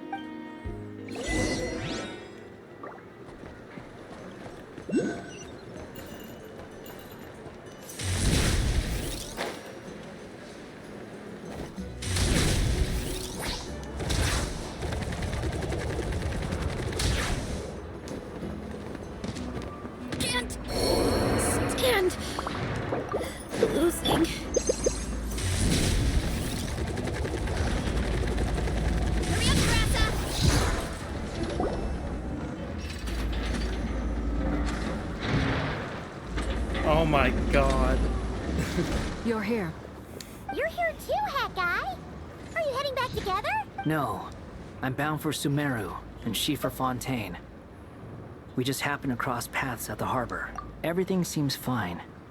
Sandrone may have an abominable temper, but she's always been very responsible with important calculations, and things entrusted to her by valued friends. You always speak as if you know us inside out, Mr. Hat Guy. Maybe I'm just a good judge of character. I certainly hope that's all there is to it. Regardless, you have been a significant help in this matter. For that, you have my gratitude. I didn't do anything special. Sandrone's the one who completed a seemingly impossible formula and turned the tide of the entire battle, even giving her life in the process. She's the one we should be thanking.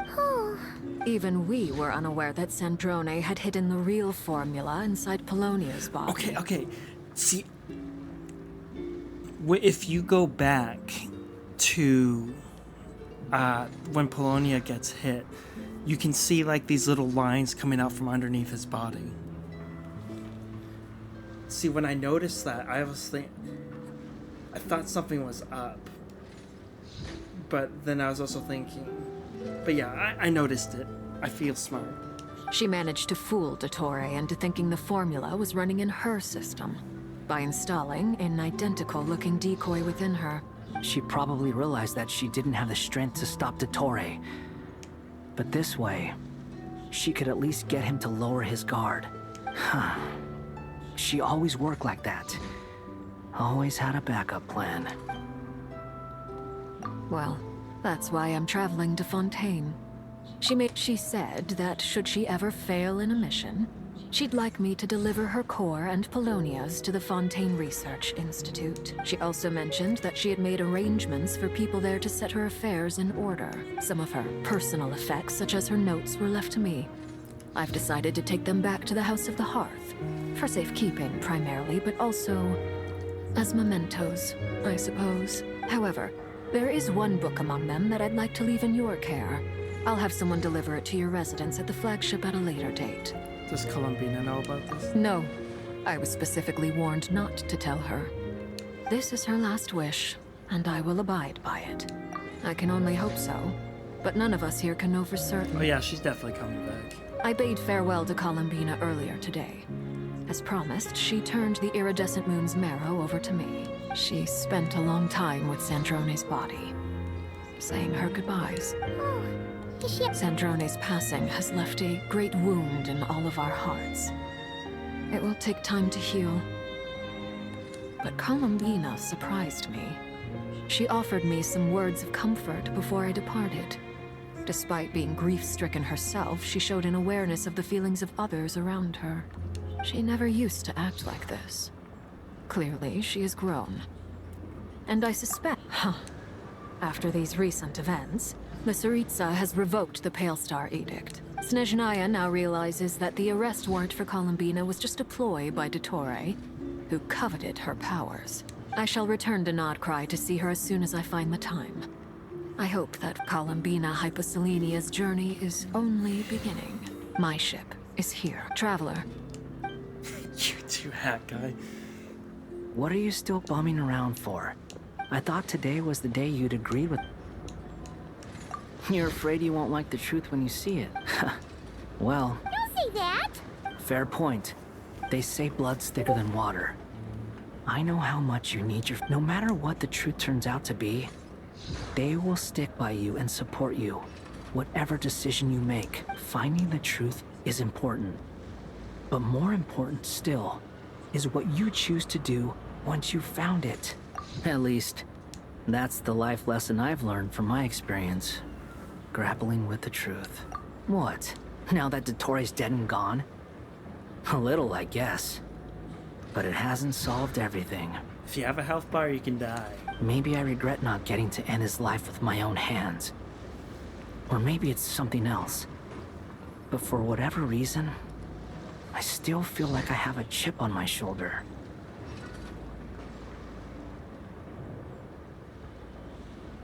Either way, I'm going back to Sumeru. Lesser Lord Kusanali is gonna need help dealing with all the chaos Dotori left in his wake. Not just from this incident, but everything he did in the past, too. You should continue with your journey, as you've always done. Who knows?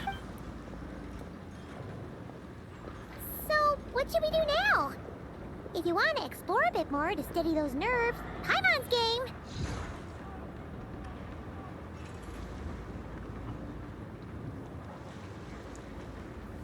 After all, when Columbina said she knew where your ship was hidden, it hasn't been all that long since we were last apart, sure. Ain't no biggie. Paimon's sure you'd prefer to digest the news about your brother in peace. But, no matter what you see, if you can't make sense of something, let's give it some thought together. Thank you, And Paimon. even if we both can't figure it out, Paimon can at least treat you to a nice meal. Feel better now? Alrighty. Next up, time to meet with Columbina.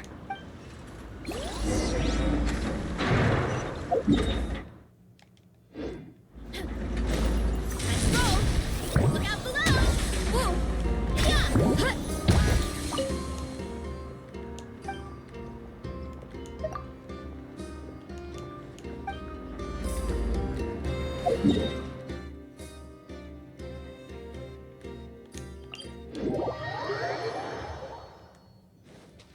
Is she seen again?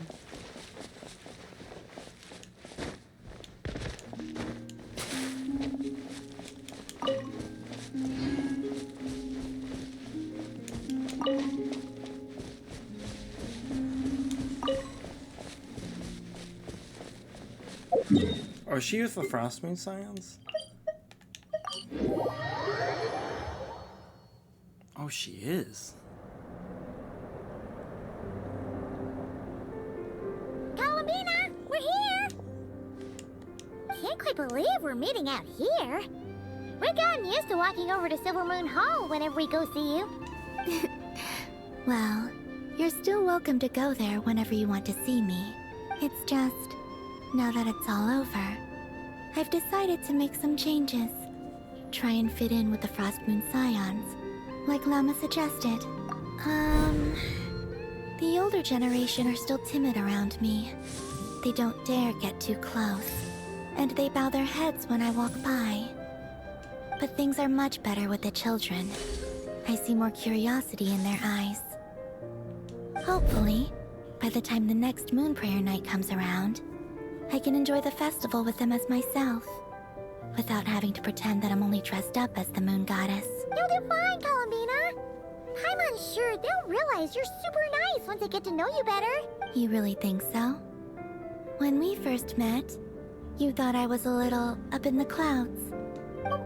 We were just starting out then, come on. So Lama told you, huh? I'm only teasing. I know that I have you to thank for pulling me back down to solid ground. It feels good to finally stand firm on the earth where I was born. Oh, that's great.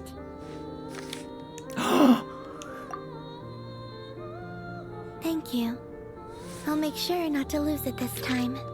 Well then, are you ready? Ether. What happened to our spaceship back then? It's time to learn the truth at last. I'm ready as I'll ever be. Good.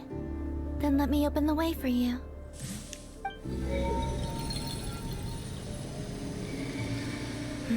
Where does this lead? To our shared destination. Huh? Do you remember me telling you about my missing prologue back when we just met? I said that my story began on the moon, but while I was inside the moon's reflection, I realized that my prologue was really hidden in the future. I just had yet to discover it at that point. The story of the time before I was born was in fact the story of my distant future. It's truly fascinating, but when I obtained the Trilunar Authority and returned to our present reality, I sensed something I hadn't expected.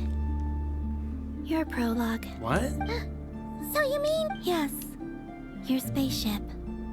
All this time, it has been hidden on the Frost Moon, which lay beyond the sky. The great ruler of the firmament. The heavenly principles. Wait, What? them? Why would they do that? I don't know.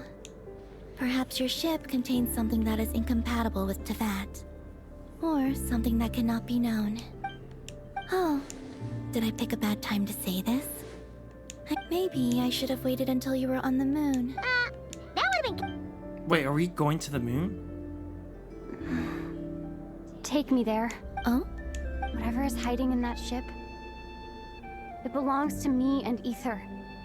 Those memories belong to us. No one else has the right to decide whether I should or shouldn't know about it. Not even the heavenly principles. Very well. Then let's go. You two take care, alright? And don't forget to come back soon! Rest assured, Paimon. We will. Traveler, after you. Thinking about the story that we'll find hidden on the moon? Yes. And hoping that it has a happy ending. Stories like that don't exist, you know? You don't believe in happy endings? I don't believe in endings.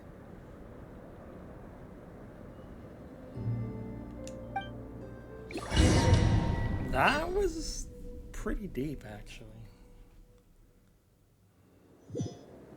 Where am I? This is the pathway I built between Teyvat and the Frost Moon. The moon is very far away from us, so it could be a long journey.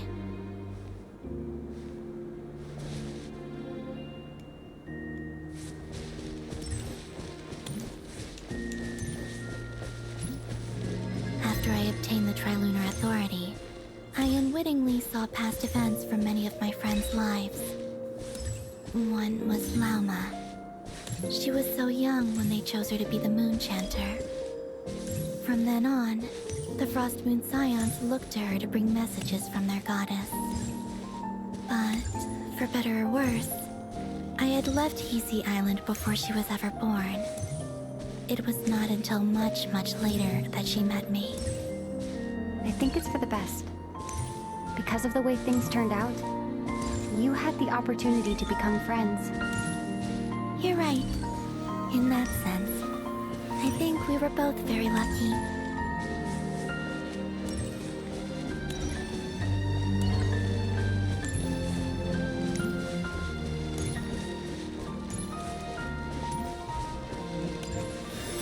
Oh, and about that mage, Nicole.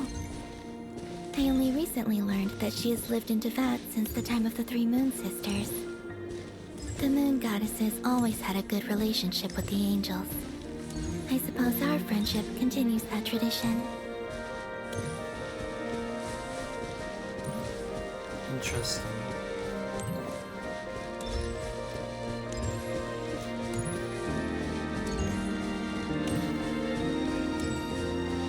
I believe that's how. Then there's Sandrone. I never knew that much about her, beyond the fact that she was created by someone called the Lord Artificer. She, too, suffered for a long time before joining the Fatui.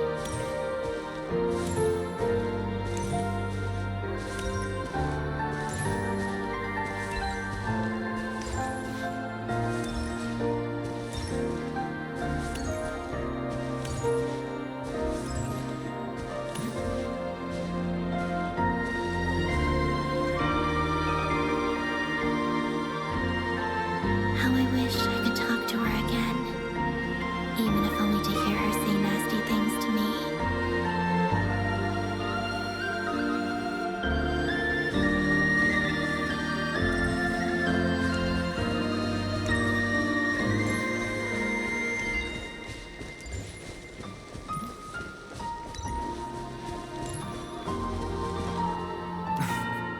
I wonder who that is.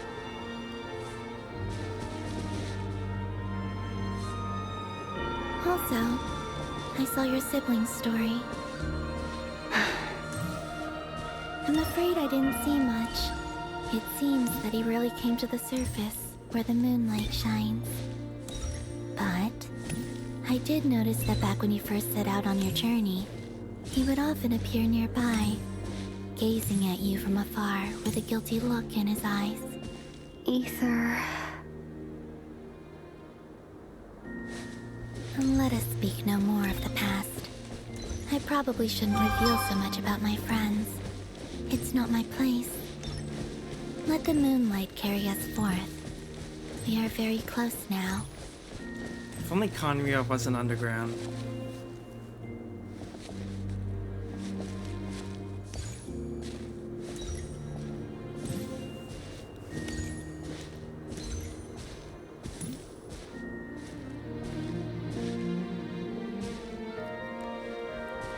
After this, I'd like to bring some Kuhenki to the moon as well. If they're willing, of course. What about your other friends? Will you bring them to visit too? Certainly. But I'll need to tidy the place up first. This home hasn't received any guests in a long, long time.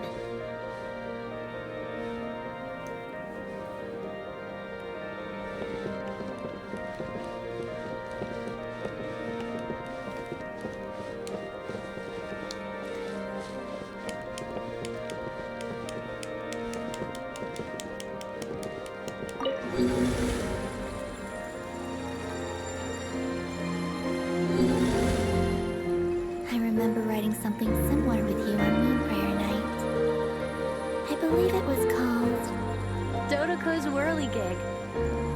Yes, that was it.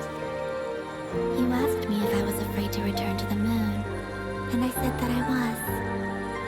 The idea that I had gained something precious, only to lose it so quickly. That frightened me. But I'm not afraid anymore. Besides, this time, we're traveling together.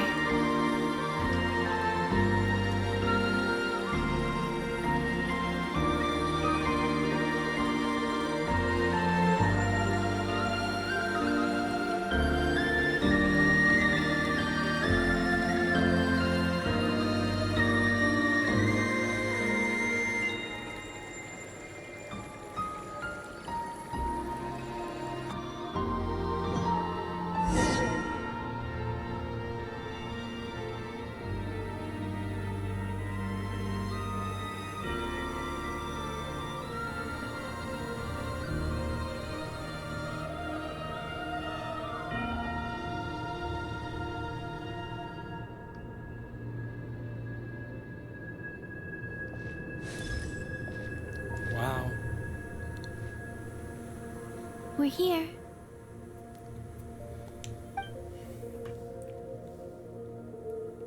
Over there. Oh my god.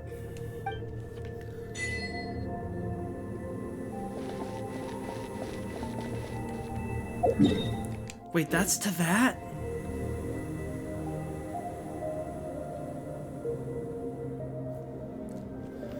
It's not flat.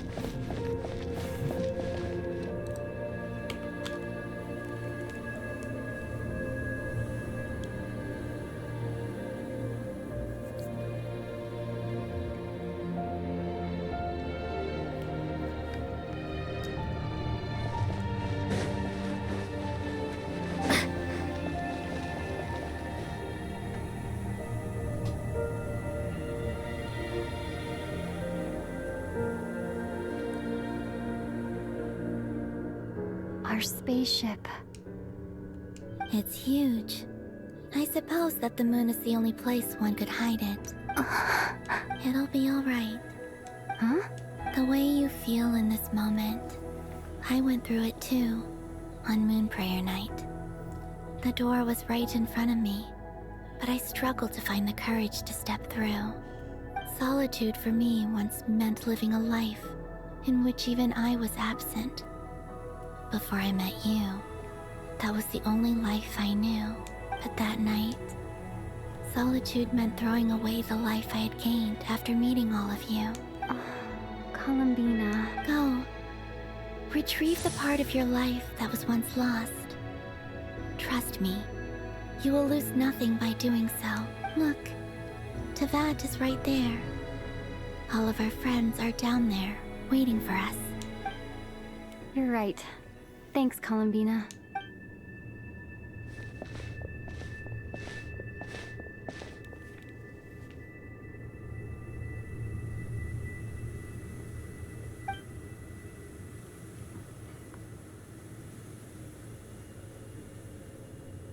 She's gonna sing.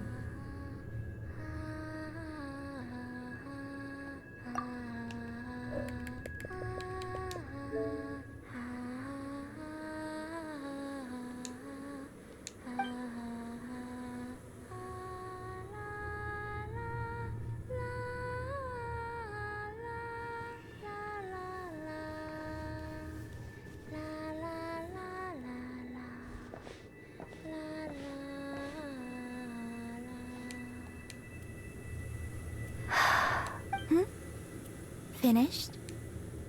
Yeah. Why did you take your eye mask off? Well, since my return, I've decided to take more opportunities to see the world with my own eyes. Besides, I've always wondered how Tevat looks from the moon. And what do you think?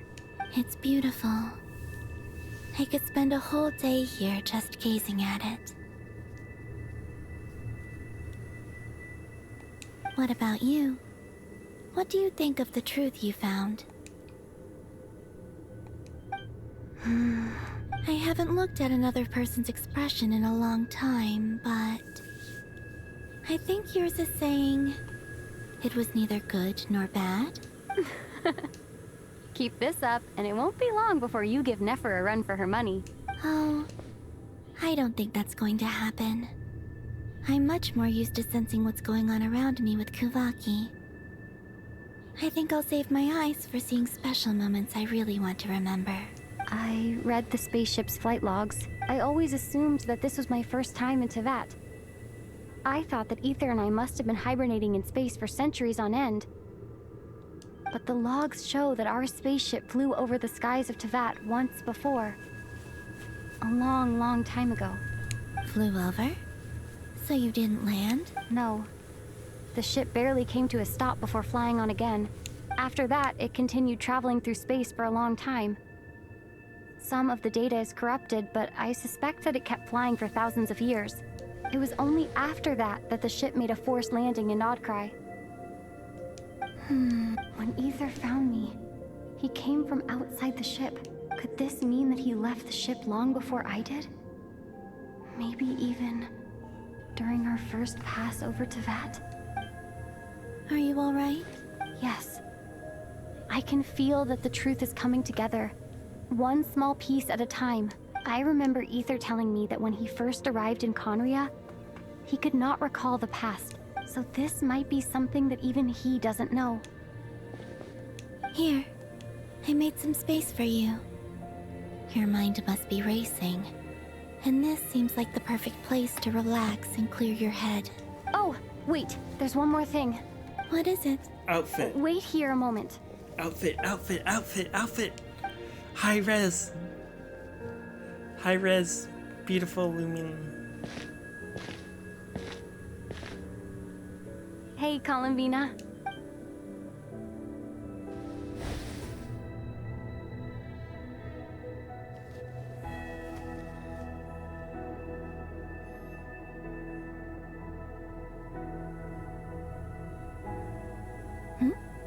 Is that a new outfit?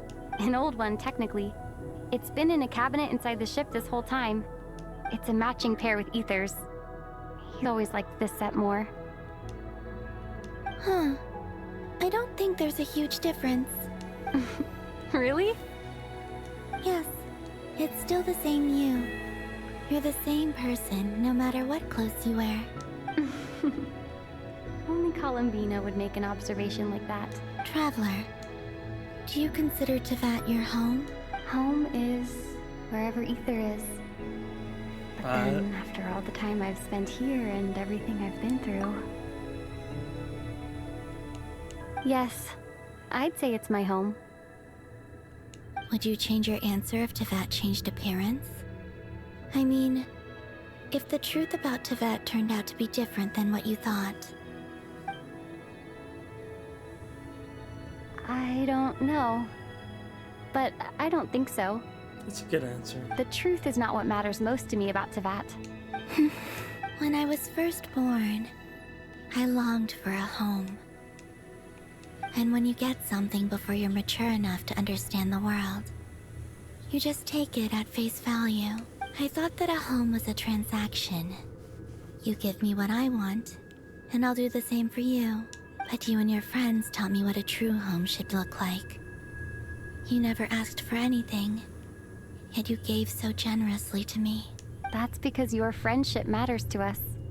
It was worth it. In the past, I thought that my birth in Nod Krai must have been a mistake. But after journeying to the distant past where the story began, I realized that it was I who chose Nod Krai to be my future home. Now, I am glad that I made that choice. I'm sure your friends are just as glad. In fact, I intend to make the same choice today as I did back then. What do you mean? Well, I've given the Eternal Moon's Marrow to Lauma, and the Iridescent Moon's Marrow to Arlecchino, and now, I shall return my Kuvaki to Nod Krai again, that it may continue to protect my chosen home. Wait, but... I won't. Not this time. The Frost Moon has now entered the fall sky, and I am the Tri-Lune Goddess. I am only returning to Nod Krai the part of me that it needs. I am giving what I can, because my home is worth it. Oh, and I have something for you, too. For me? Buff. Yes. Come closer.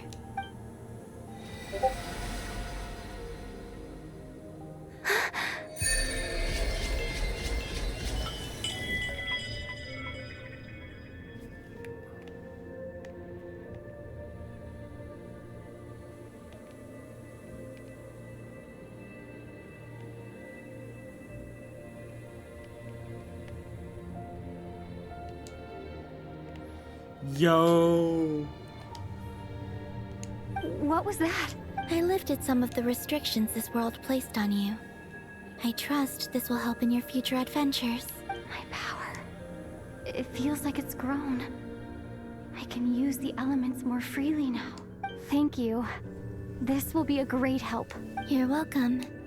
I see you as family, and after everything you've done for me, In fact, no. It's not because I owe you. It's because you're worth it. Here, this flower is for you.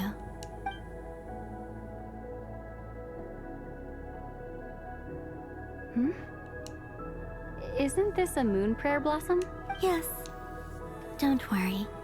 You will never see these flowers lose their color again. I'm finally discovering the joy of giving. How I wish I'd learned this sooner. Hey, better late than never. What are you thinking about now? Why don't you take a guess? You get... one shot. I don't think I'll get it in one guess. But I'm sure it's a happy thought. That's kind of a sneaky answer. I can't say you got it wrong. Down into that. The moon seems so far away. I felt it might always lie beyond my reach. But on the moon, everything feels so close by. The haze that once enshrouded the skies has finally been dispersed. I feel like a traveler on a winter's night, starting a new chapter in my tale by the warmth of a bonfire. I don't have a lot of luggage, but I do have a lot of hope for the future. Well, what's next? Next, to start with, I want to stay here just a little longer. After that, let's return home and continue our journey. Holy mother of God. What a quest. These clothes bring back so many memories.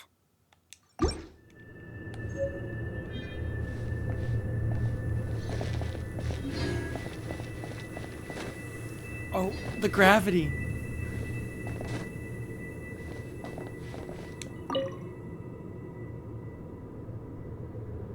The journey goes on. For you, and for me. Like I said, this is not the end. I don't believe there has to be an ending. Oh. Most people would probably tell you to pack. In fact, it is home to quite a wondrous heat source. I sensed the energy it gave off. I also recommend the Korolievsky troop in Snezhnograd. They give performances quite regularly, and entry was free for Harbingers. I liked them a lot. Oh. In fact, I also recommend the Korolievsky troupe in Snezhnograd. They give performances quite regularly, and ice cold and sharp. Crystal clear in some ways, yet profoundly unfathomable in others. Like the thick layer of ice on top of a frozen lake. That's just the impression that Tsaritsa gives me. I was never able to glimpse what truly lies beneath that icy exterior. In fact, I don't think the people of Snezhnaya even know what kind of power their god wields. Maybe that's because the Tsaritsa herself has never acknowledged, nor accepted that power.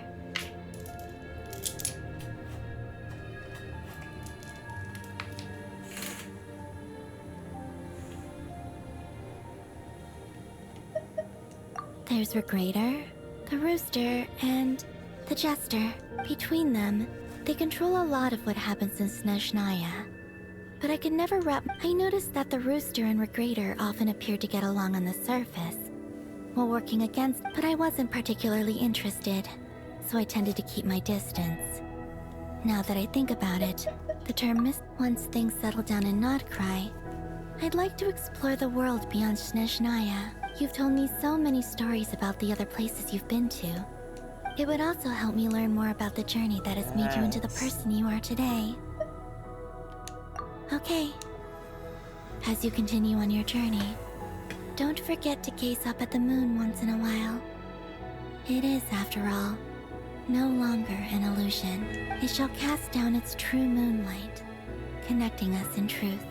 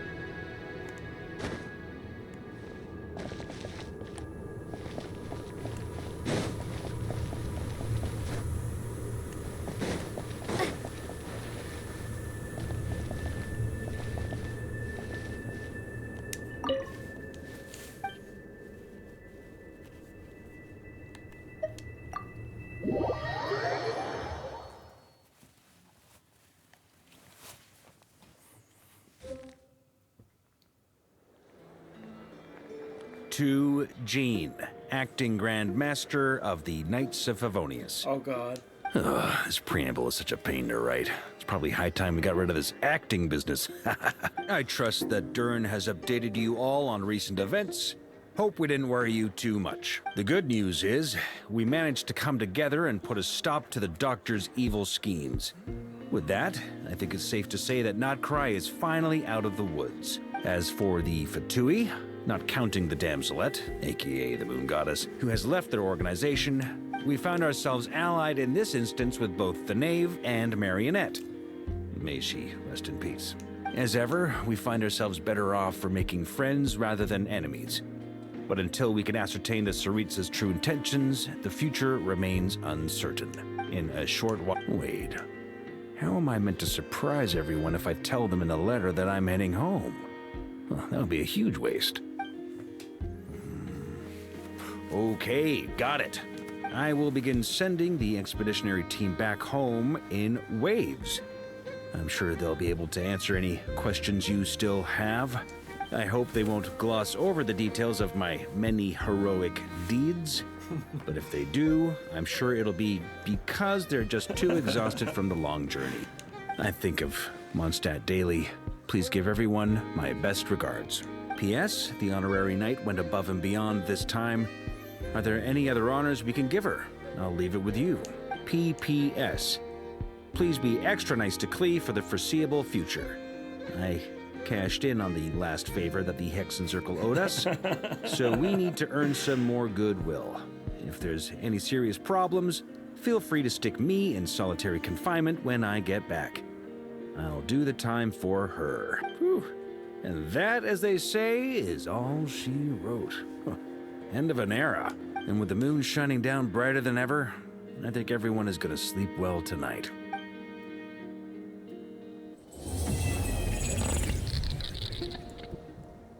What?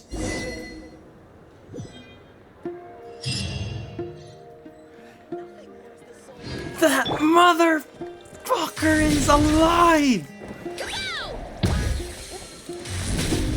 Just means I can beat your ass again, mother.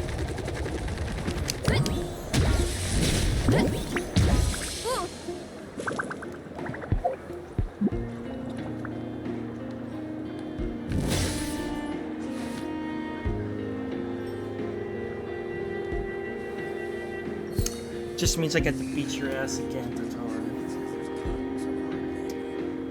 Absolutely incredible work, Oyo. Absolutely incredible.